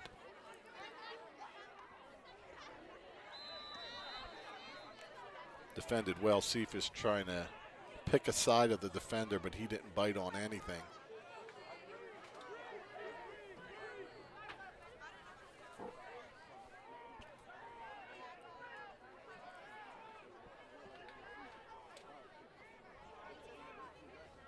It's kind of moving the clocks. I get it and all, but it's kind of rough when you leave for work in the dark and you come home in the dark, man. It's the worst.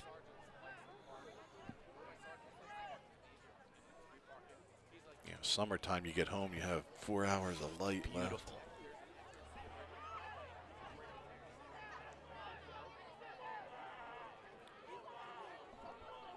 And back to a traditional 4-receiver set. 3rd and 3, handed off. Oh, nice job. Way to spin and move forward. Stays on his feet. Touchdown saving tackle. That's a couple plays in a row that Yamdri Hernandez has made for AC. Talk about Thanksgiving week too. It's a full-blown Vineland South Jersey week that week too, because after that bye week, that Monday Night Football right before Thanksgiving is a rematch of the Super Bowl, Eagles-Chiefs, to lead us into Vineland-Millville that Thursday.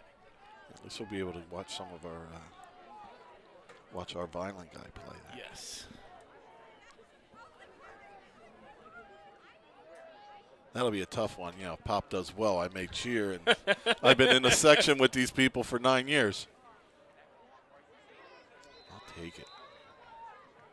Cephas on carry. He said pick up a 2 on the play. Second and goal. What a fearless job by Cephas.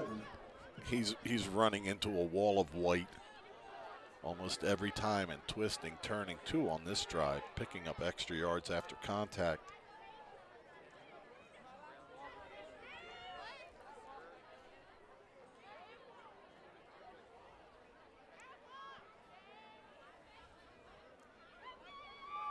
Carter's got a little Mongo in him too. Just run out, run in there and hit somebody. He's out now. Cephas alone with Powell on this 2nd and goal.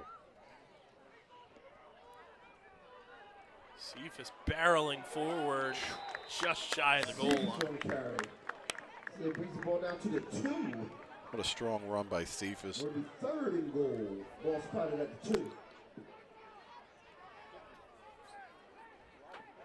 Mutcherson and Carter check back in. That's the power formation for Vineland. You know, in the beginning, you spread them out and you try to run in, and it's not working great. And now you're just matching power with power.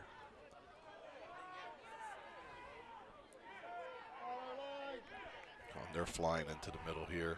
Powell's going to take it himself.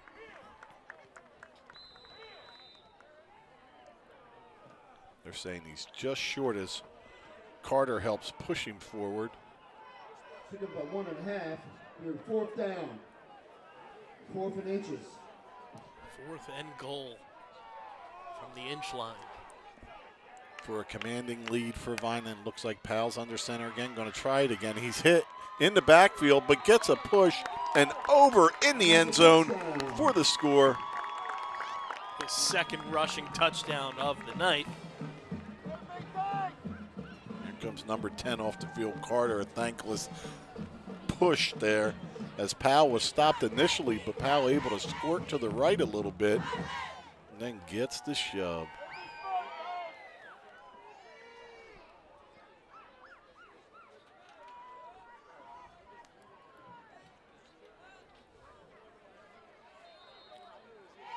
Powell confirms with Coach Shelton, a former star quarterback here, linebacker, tight end also. Low snap, but it's down and booted up and in. Extra point attempt is good. 7:52 to go until the end of regulation. It's now 20-6 in favor of your Fighting Clan. Plenty of time left, but not much in the way of mistakes for AC. You make one, it could be over. As we talked pregame, it was the Clearview game where AC's all over Clearview 28-12, and we lose that one 17-13 early in the year.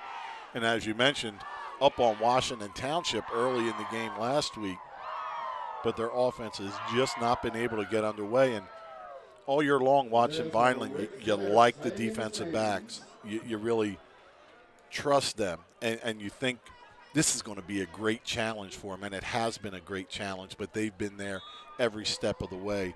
And smart football.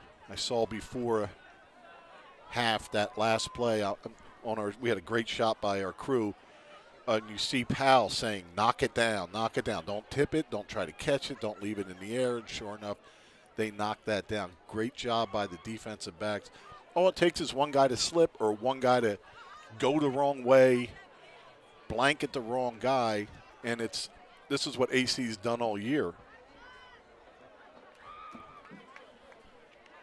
Tank's older brother Tyreem is watching this game, checking in on Twitter on the score updates, dropping the dartboard emoji on the 67-yard touchdown update from the Vineland football account. One of our avid watchers of our broadcast, along with former head coach Ed Belfi. He's always tuning in week in and week out. Well, if there's football on, he's watching it. When I coached with Ed, you watch a few games. Well, no, it was like a thing. Back then it was VHS tapes. He had like 700 down there, and it was like how this team runs this offense. And I had to go and coach freshmen after 1 year coaching varsity because it was just way too much of every Sunday, 7 hours. And what do you think about me coaching the freshmen? I had my Saturdays and most of my Sundays off once I weaseled out of going to film all the time. Wasn't as easy as it is now. Belfi strikes me as somebody who's got like the 9 TV setup now. He's I throwing up went all down the it. NFL games and all the college games. Screen pass is incomplete. Well, I got to think in the next couple plays we're going to see that double pass where they swing it out backwards and they go deep. It looked really good on film for them before. Vineland hasn't bid on any straightforward type fake, so they've got to get a score, and they've got to get one soon.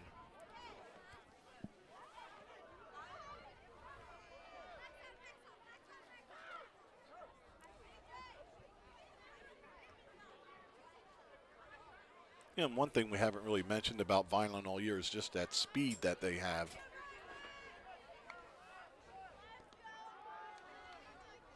Ooh, there's a face mask. That'll get them a first down. Flag on play.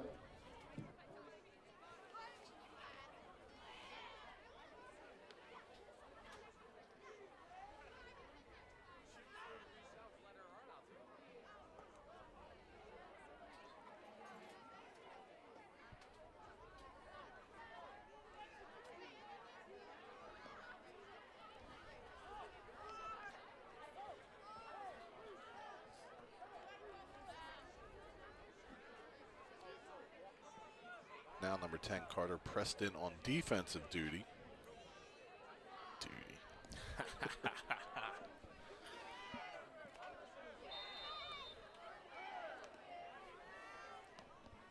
First and 10 from the 46. Looking to pass. Firing. And it's complete over the middle and into the end zone for a touchdown. Go the Vikings. Way to jinx it, KB.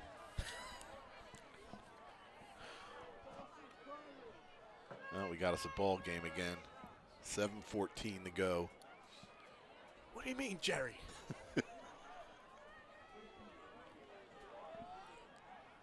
AC probably going to go for 2 here.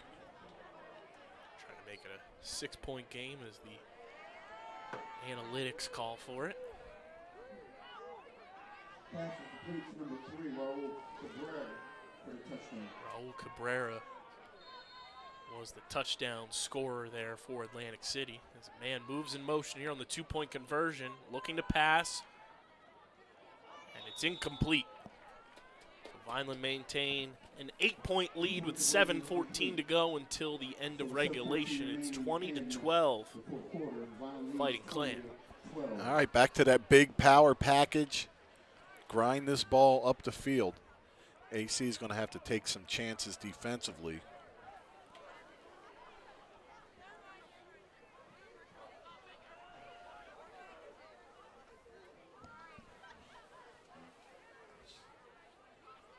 Just when you think you're out, They pull you back in. same thing last week, right? Go into that, was it 21-7? And then it tightens up. If you want a first-hand account on all the happenings from this game, come on out to the Double Eagle Saloon and Deck Bar Monday night. It's myself and Coach Guzman for Guzman's Gridiron, the official Vineland High School football coaches show presented by Underground Sports Philadelphia and the Red and Gray Gridiron Group. It's always a blast recording with Coach Guzman every single week, hearing how things go from a coaching perspective. And if you can't make it out, you can subscribe to the Underground Sports Philadelphia YouTube channel or wherever you get your podcasts. Listen to the show every single week to gear up for Vineland High School football. Don't forget, you can fair catch this little pooch. What just happened? I think there was some confusion between onside, squib, pooch, or big kick.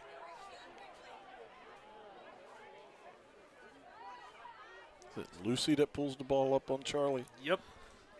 We are in peanut season, too. I missed a great pumpkin this year. That was in my brain when I saw the one player just hit the ground there. I just had 3 students. Oop, oop, oop, oop, oop, oop, oop. Had a scary trip to the Pocono. Stayed at this resort or whatever, 500 rooms, and only about 7 were being used, and there was a midnight horror film of The Shining. It was pretty good. Made it much more scary walking back to your room. You become afraid of the staff even at that point in time.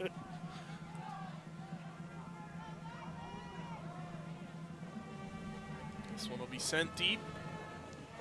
And it'll be returned. I believe it's Rayon Carter. Makes his way up to about the 30-yard line there. That's where Vineland's offense will set up shop. It's actually Saquon Anderson.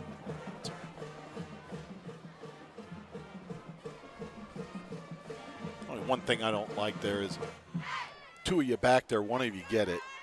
Just straight ahead. Not the guy with the ball, the blocker. You outrun an extra blocker there.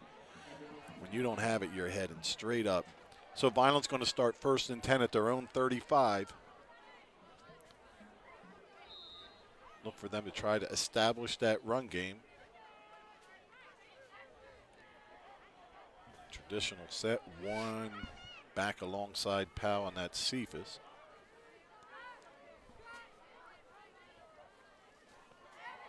Hands this Get one outside. off to Cephas and bounces forward. Great run once again by Josh Cephas. A violent run by Cephas. Outstanding job. So about 43, we're at 2nd down. 9-2 to go. 2nd and 2.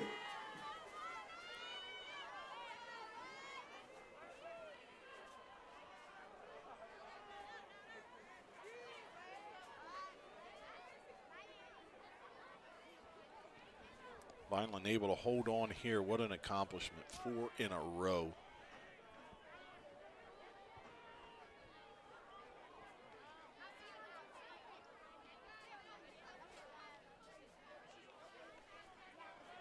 Handed off and a first down for Josh Cephas. Cephas on the carry. Please roll across the 45. It's a little limp and getting up as Cephas. It's just about to say, like the Energizer Bunny just keeps going. And he's running so hard, but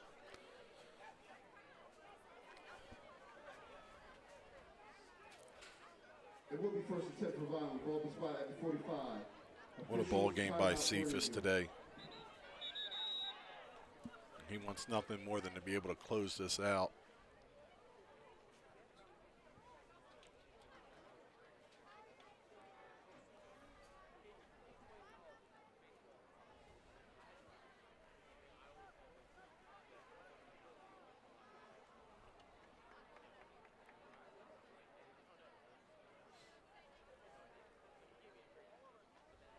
And it would have been very easy early in this year getting off to the slow start with the 2 close losses.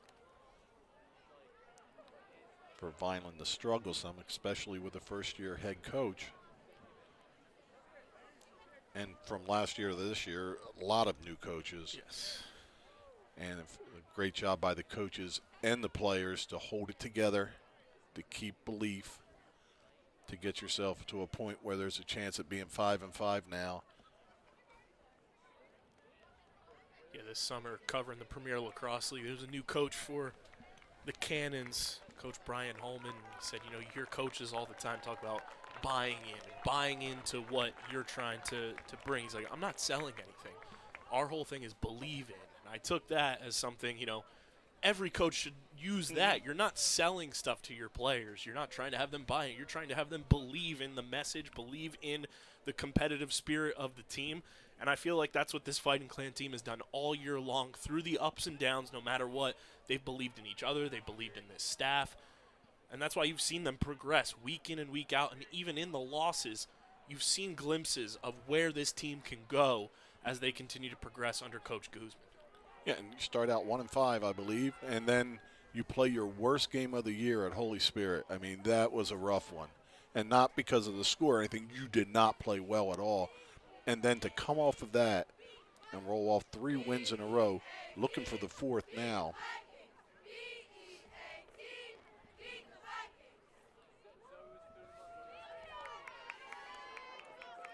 I coached wrestling a long, long time in Vineland, and I had mostly my same coaches with me, and we worked really well together at handling that kind of stuff. But it's also belief in each other. You can't have one dissenting voice on that sideline. You can't have one coach that's upset and arguing with you, yelling with you, not putting that full confidence that you are like one unit as a coaching staff.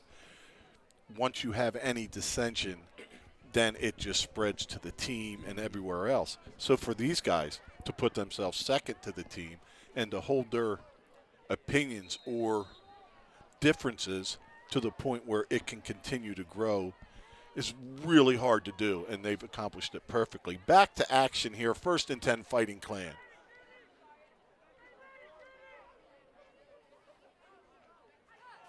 So it's handed off.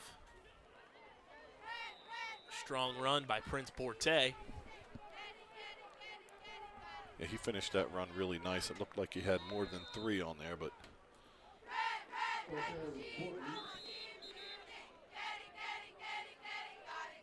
with an AC player down now.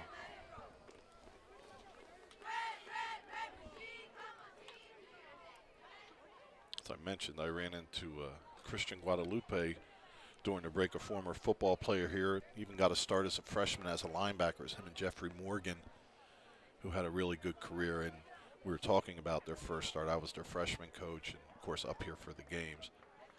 And we went into a little deeper about different things I coached and different things me and my coaches did. And I was reminding him, remember when we got second at the Egg Harbor tournament? And I don't care what place we get if we compete the way we should.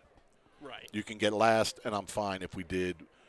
Well, we wrestled horribly, uninspired, terrible. So me and the coaches get together before practice on Monday, and it's like, this is what we're going to do.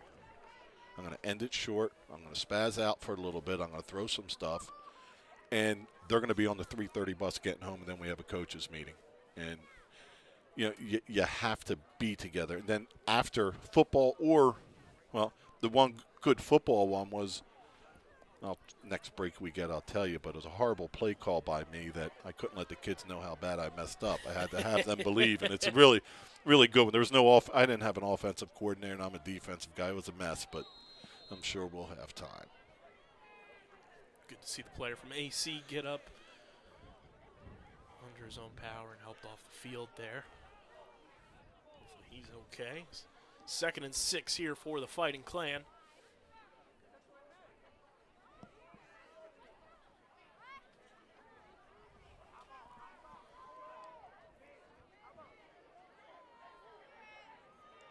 I'm waiting on the official to start counting down from 5 on the play clock's about to go. Want to take all the time they can off the clock. And there he goes, and there's the snap. Another hard, good run by Prince Borte. Next man up. And Borte's done it on both sides of the ball when called upon.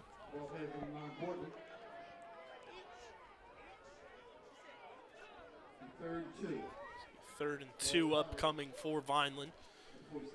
4.5 and counting to go in regulation.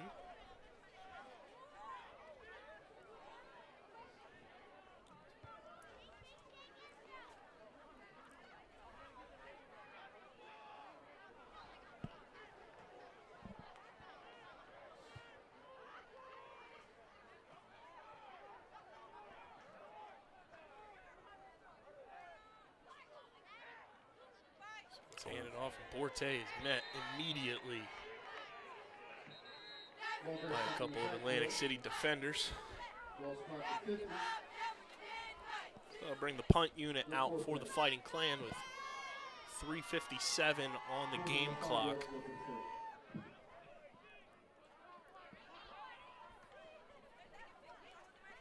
So a timeout, as they want to preserve some time, does Atlantic City. So head freshman coach, I only have 2 assistants. One's not there, and my offensive coordinator is going to be late because there was parent-teacher meetings or something. So I got 50 kids on the sideline, and I'm calling offense, and we're putting a whooping on. We're like 28-0, whoever we're playing. But we're down at the 1-yard line. Time's running out in the first half. I have to send a play in. I'm distracted, and I just call trap on the 1. So in doing that, every gap is filled. You can't pull a guard in that situation. So we don't get in. Here comes my offensive coordinator. I'm like, Dennis, I messed up. I did this. Draw it on the board. Make it seem like we could block it. I like to smash stuff. Now I'm going to smash the board, yell at them, and tell them to get their back out on the field. I needed them to believe, and I could fix it with my coaches. Greif gets this one away. Takes a nice Vineland bounce inside the 10-yard line. And there's that weapon we've talked about, not just the special teams, but your golden leg there. As that time has enough time to put his foot into it and pins AC all the way back. I like smashing things, Rich. I feel like we need the adults of Vineland like Public once a year. Broadcasting to go to a rage room. Once a year in each sport. You got to clip some wings a little bit.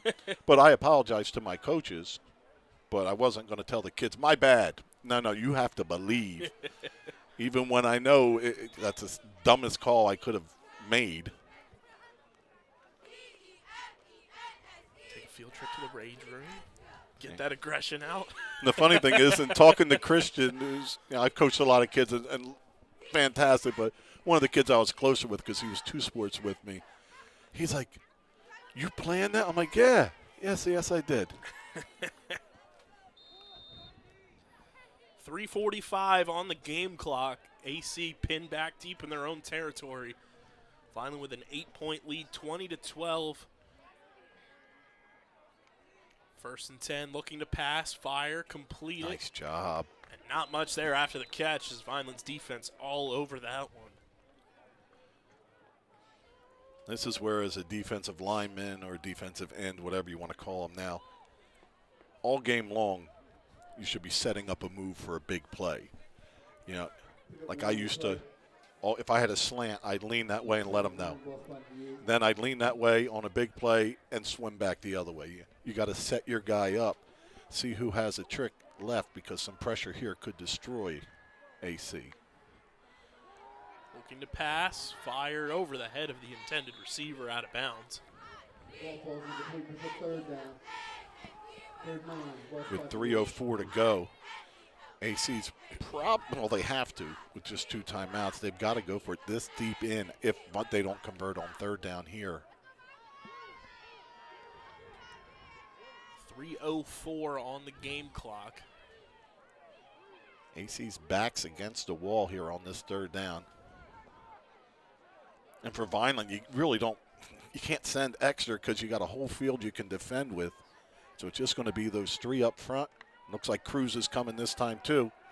Here, as he throws it, it's falling complete. There's a flag on the field.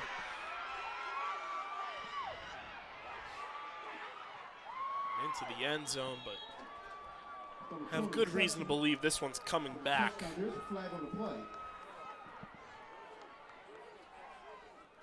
Saw on the effort and speed there by the receiver going into the end zone kind of slowed up a bit, knowing that this one probably wasn't going to count.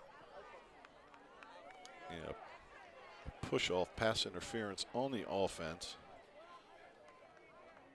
Great pursuit on the play by Maven.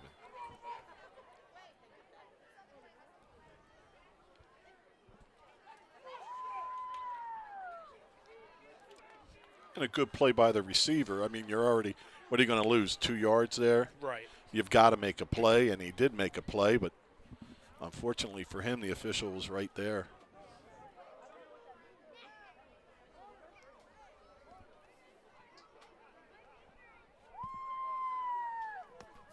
Scary for a second.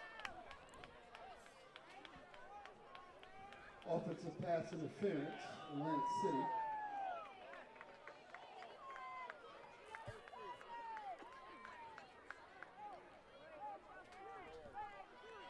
So let's do it again. 3rd and about 13. Inside their own 5. Time winding down, 2:50 to go. In a pass being hit as he throws again, and it is We got it. intercepted by Xavion Diaz. Grabbed it right from Saquon. Oh, you almost had that one. Great job, Diaz. And that all comes from the pressure. Great job up front as he's hit as he throws it. Right on that blind side. Now Nick Sirianni says, score this. I always feel in these situations, it's like the sequel Star Wars movies. Kylo Ren just yelling, more, more, more. Yeah, I get it, and it makes sense that you could end a game or whatever, but they do have 2 timeouts now, so I'm not saying that in this situation. But by the same token, I have no faith in you, defense. I'm worried you're going to give up 2. You're not like, no, get your points. The object of the game is to score.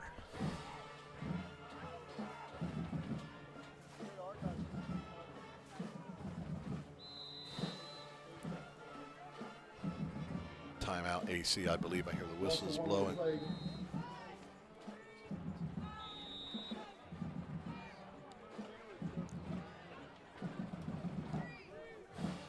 Well, at 1 and 5, it looked like the wheels were shaking and about to fall off, and just what a great job.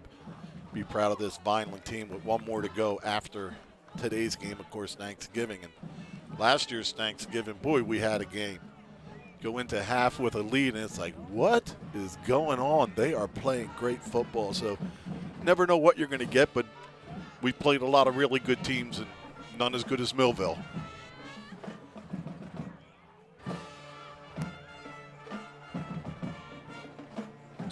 2:26 left to come out on top here. You're going into Thanksgiving with an opportunity to finish your season with a winning record, too, in your first year under Coach Guzman. So there is, that element, there is something to play for the Fighting Clan there.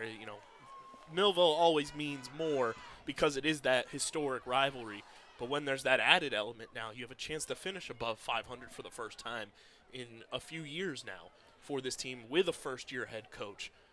That's going to be a little extra emphasis and more attention to detail going into Thanksgiving this year for this Vineland football team.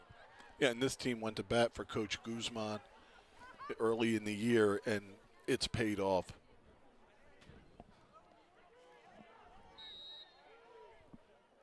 Just got to protect the football here. Tank hands this one off to Borte. He's pushed backwards.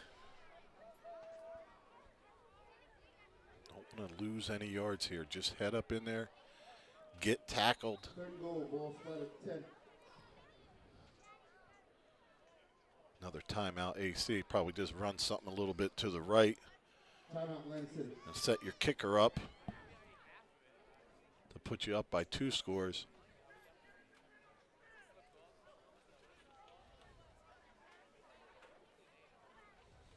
Used to always say, Vineland, Millville, and whatever sport is, super important. And I used to use the analogy, you got to be able to walk through the mall and have your head up. And now, no mall, it wouldn't register. Well, we were talking during halftime, just like you want to get a starting job on your team. Then you want to be better than the teams in your area. Then you want to spread it out from there.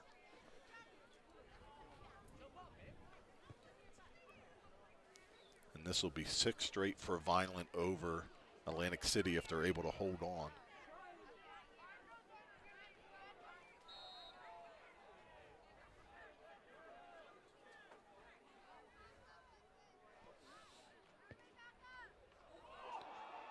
Fumble, Tank recovers it and finds his way into the end zone for his 3rd touchdown on the ground of this game. Number 3 gets number 3. Tank's so even-keeled demeanor. It's like, he reminds me of Jalen Hurts so much in so many aspects, just the way he plays the quarterback position, the way he is so, even-keeled, and the main thing stays the main thing. He's worried about his entire team getting a win. No offense to my emotional leaders over the years, but sometimes you could be too smart to have a ton of emotion. Tyrell, it's loose on the ground. Sorry about that. Tank just brilliant in the classroom, and sometimes it's a little harder. That way you're so focused and so in tune with everything. Like you wouldn't name him Mongo. Mm-hmm.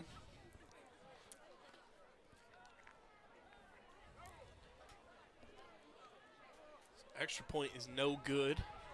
It's 26-12 with 2 minutes remaining. And the Pals are just a great family. I was involved from minor league baseball on through.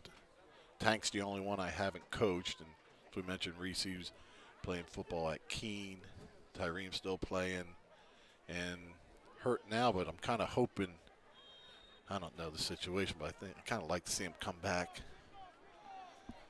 Because he's just gotten better and better each year. Learning a new position when he went to college. Learning a new position and here at the end, just like Tank's learning a new position.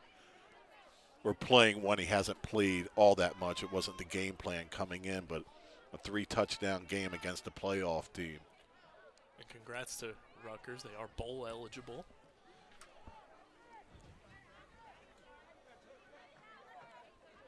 It would have been hard for me to turn down that entrance at Virginia Tech. That's all. This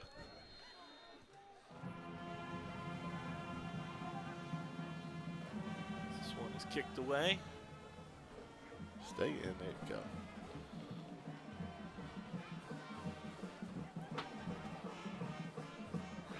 a return there for AC.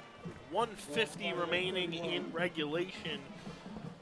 The Vikings take over on offense, trailing 26-12. If all stays put here, you know, like you mentioned, it's just winning streak going into Millville. I think only builds your confidence as a team going into that game with knowing how important it is just from a historical standpoint, from just the rivalry standpoint, knowing that you can string wins together leading into that game. This Vineland football team has to be feeling extremely well about themselves and feeling confident going into the big game. Yeah, without question, and from what it could have been to what it's going to be. AC passes, and it's complete. Not much there after the catch. As I mentioned, Millville will be the toughest test of the year, but if that test came 5 weeks ago, we didn't even know the topic. You know, now we've studied, we have a little bit. Can you pass the test? It's a big uphill battle, but it's something that could happen now. When earlier, not so sure that we were prepared for any of that. Pass is completed. Ball spotted 37. 36. And the growth you get from a game like this when we had the other half of the Consolation Group 5 tournament just decided they weren't going to play. Yeah, to get a team that qualified for the state bracket and them come in here and you're able to really move your offense like we mentioned, you know, at the top of the broadcast. Since that Holy Spirit game, this Vineland offense has been able to kind of just move the ball at will, whether it's on the ground, through the air. They've been able to have their way in a lot of instances offensively. And having that ability to do both is really hard. As I mentioned earlier, with Powell's running ability and his vision, you know, to get that touchdown late in the first half when I'm saying, well, I call a timeout, let the clock go. You know, I say it all the time and we score. And such a credit to Coach Hendricks. You know, talk about Coach Guzman being a first-time head coach. Coach Hendricks switching from defensive coordinator to offensive coordinator this year just to stay on the staff and saying, I'll do what you need me to do as long as I can stay here. He has progressed week in and week out and has made this offense open up so many different wrinkles that we've seen throughout the season. And, you know, this winning streak doesn't happen without him just getting creative and Vineland's offense playing with little to no pressure on them.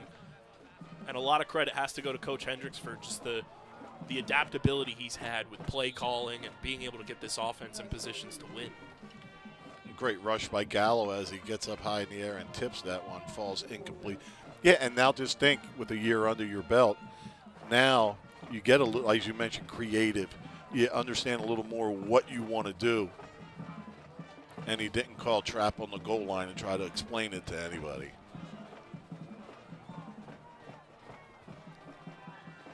So 4th down. Last shot for AC with 1:13 on the clock.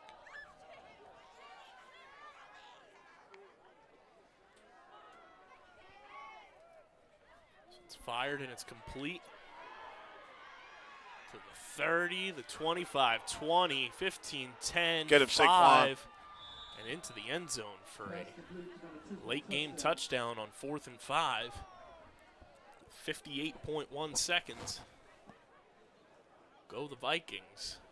It's now 26-18. This has to be some kind of record for points scored in the last minutes of games and of halves.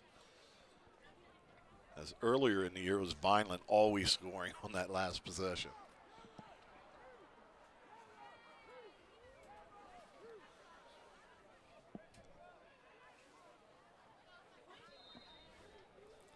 They're going to go for the 2-point conversion.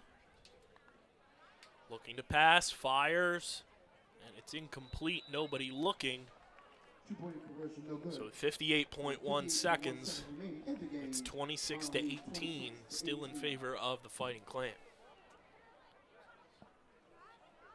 That's 8. I wanted it to be 9. I counted twice. I was using Chisholm Bob. You ever hear that thing? And I can do math and all up to 99. I didn't flip the tape to learn what to do when it hits 100. So we're under a minute, 58 seconds to go.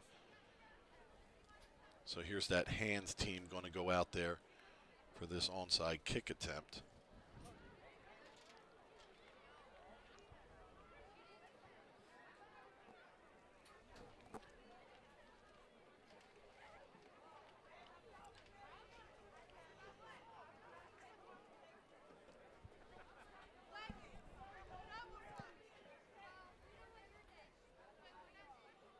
Finish out the home part, you seniors, of your season by recovering an onside kick to ice the ball game.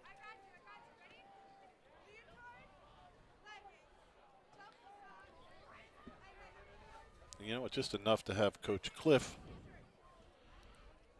and Shelton give them some more film to fix.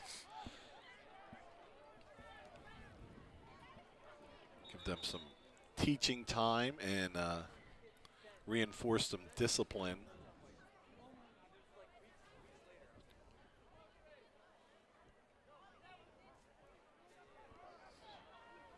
There we go. Now it's back to 11. You stay in, bro.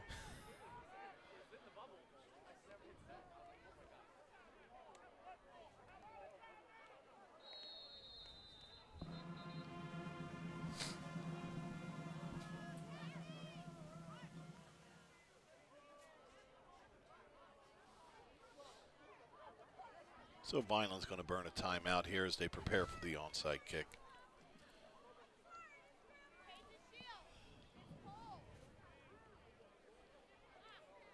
Had Devontae Smith mic'd up. He's like, oh, got to go out for my hands, team.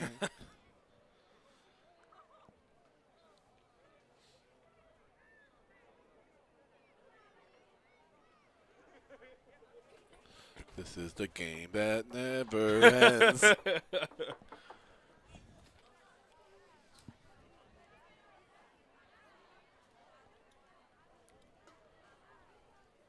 I said, what's up with that?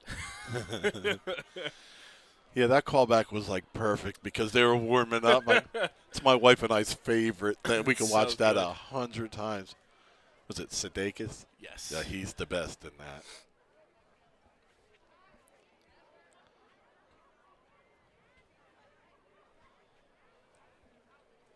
Here it is. This is, I'm going to say it again, last hope for AC. Just got to come up with this. 1, 2, 3.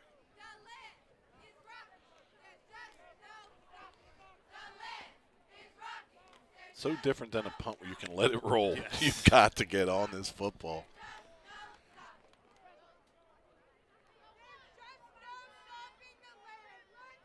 Well, unlike the pros, you can unbalance. It's not safe in the pros, but you could do it here.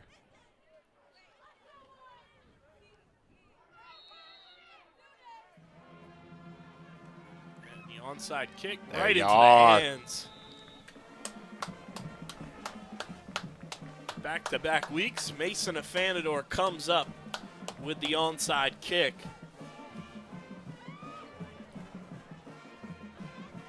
Said last week he's not traditionally out there for those kickoff units, but coach sends him out there for the hands team and gets the job done there for the second straight week here at Gittone Stadium for the Fighting Clan. A couple kneel downs. Fighting Clan going to improve to 5-5 on this season here in 2023. Who'd have thunk it? I was thunking it, but not too many that were. Great, outstanding job. This is a good football team that presented a challenge you really haven't seen with all that passing. Tank takes the first knee there. Should not count as a rush or a Agreed. negative yards. I don't even know that sack should count as negative rushing yards. Like he wasn't trying to rush it. Yeah. Maybe negative team passing yards.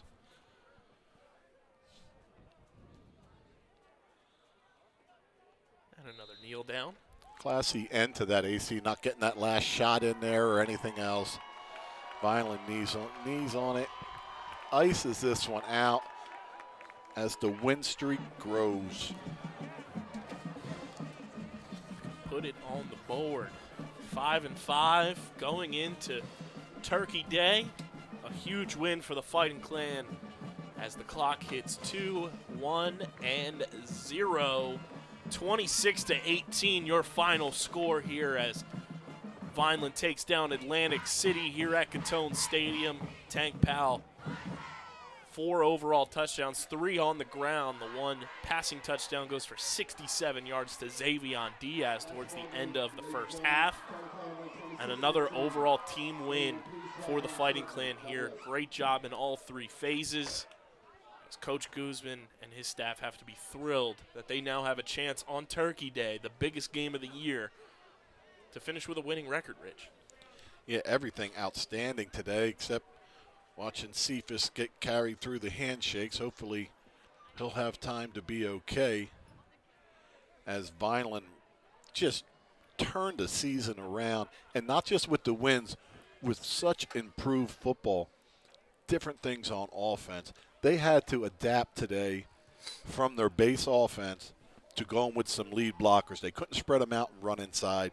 They played power football with that big offensive line, controlled the ball, big plays when they needed them. But AC didn't just go away. They had some plays of their own. What a great football game. Very happy we're able to get this one in as both teams on short notice. So, yeah, let's get another one. Till Turkey Day. Till Turkey Day. Final score here from Gittone Stadium, 26-18. Big thank you to Doug Diola and our entire production team for producing tonight's broadcast. Congratulations to the Fighting Clan.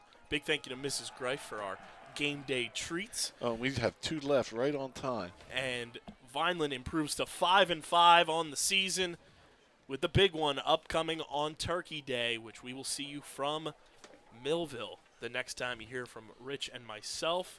Congrats to the Fighting Clan. 26-18 your final score. Everybody enjoy your weekends, and we'll see you on Turkey Day.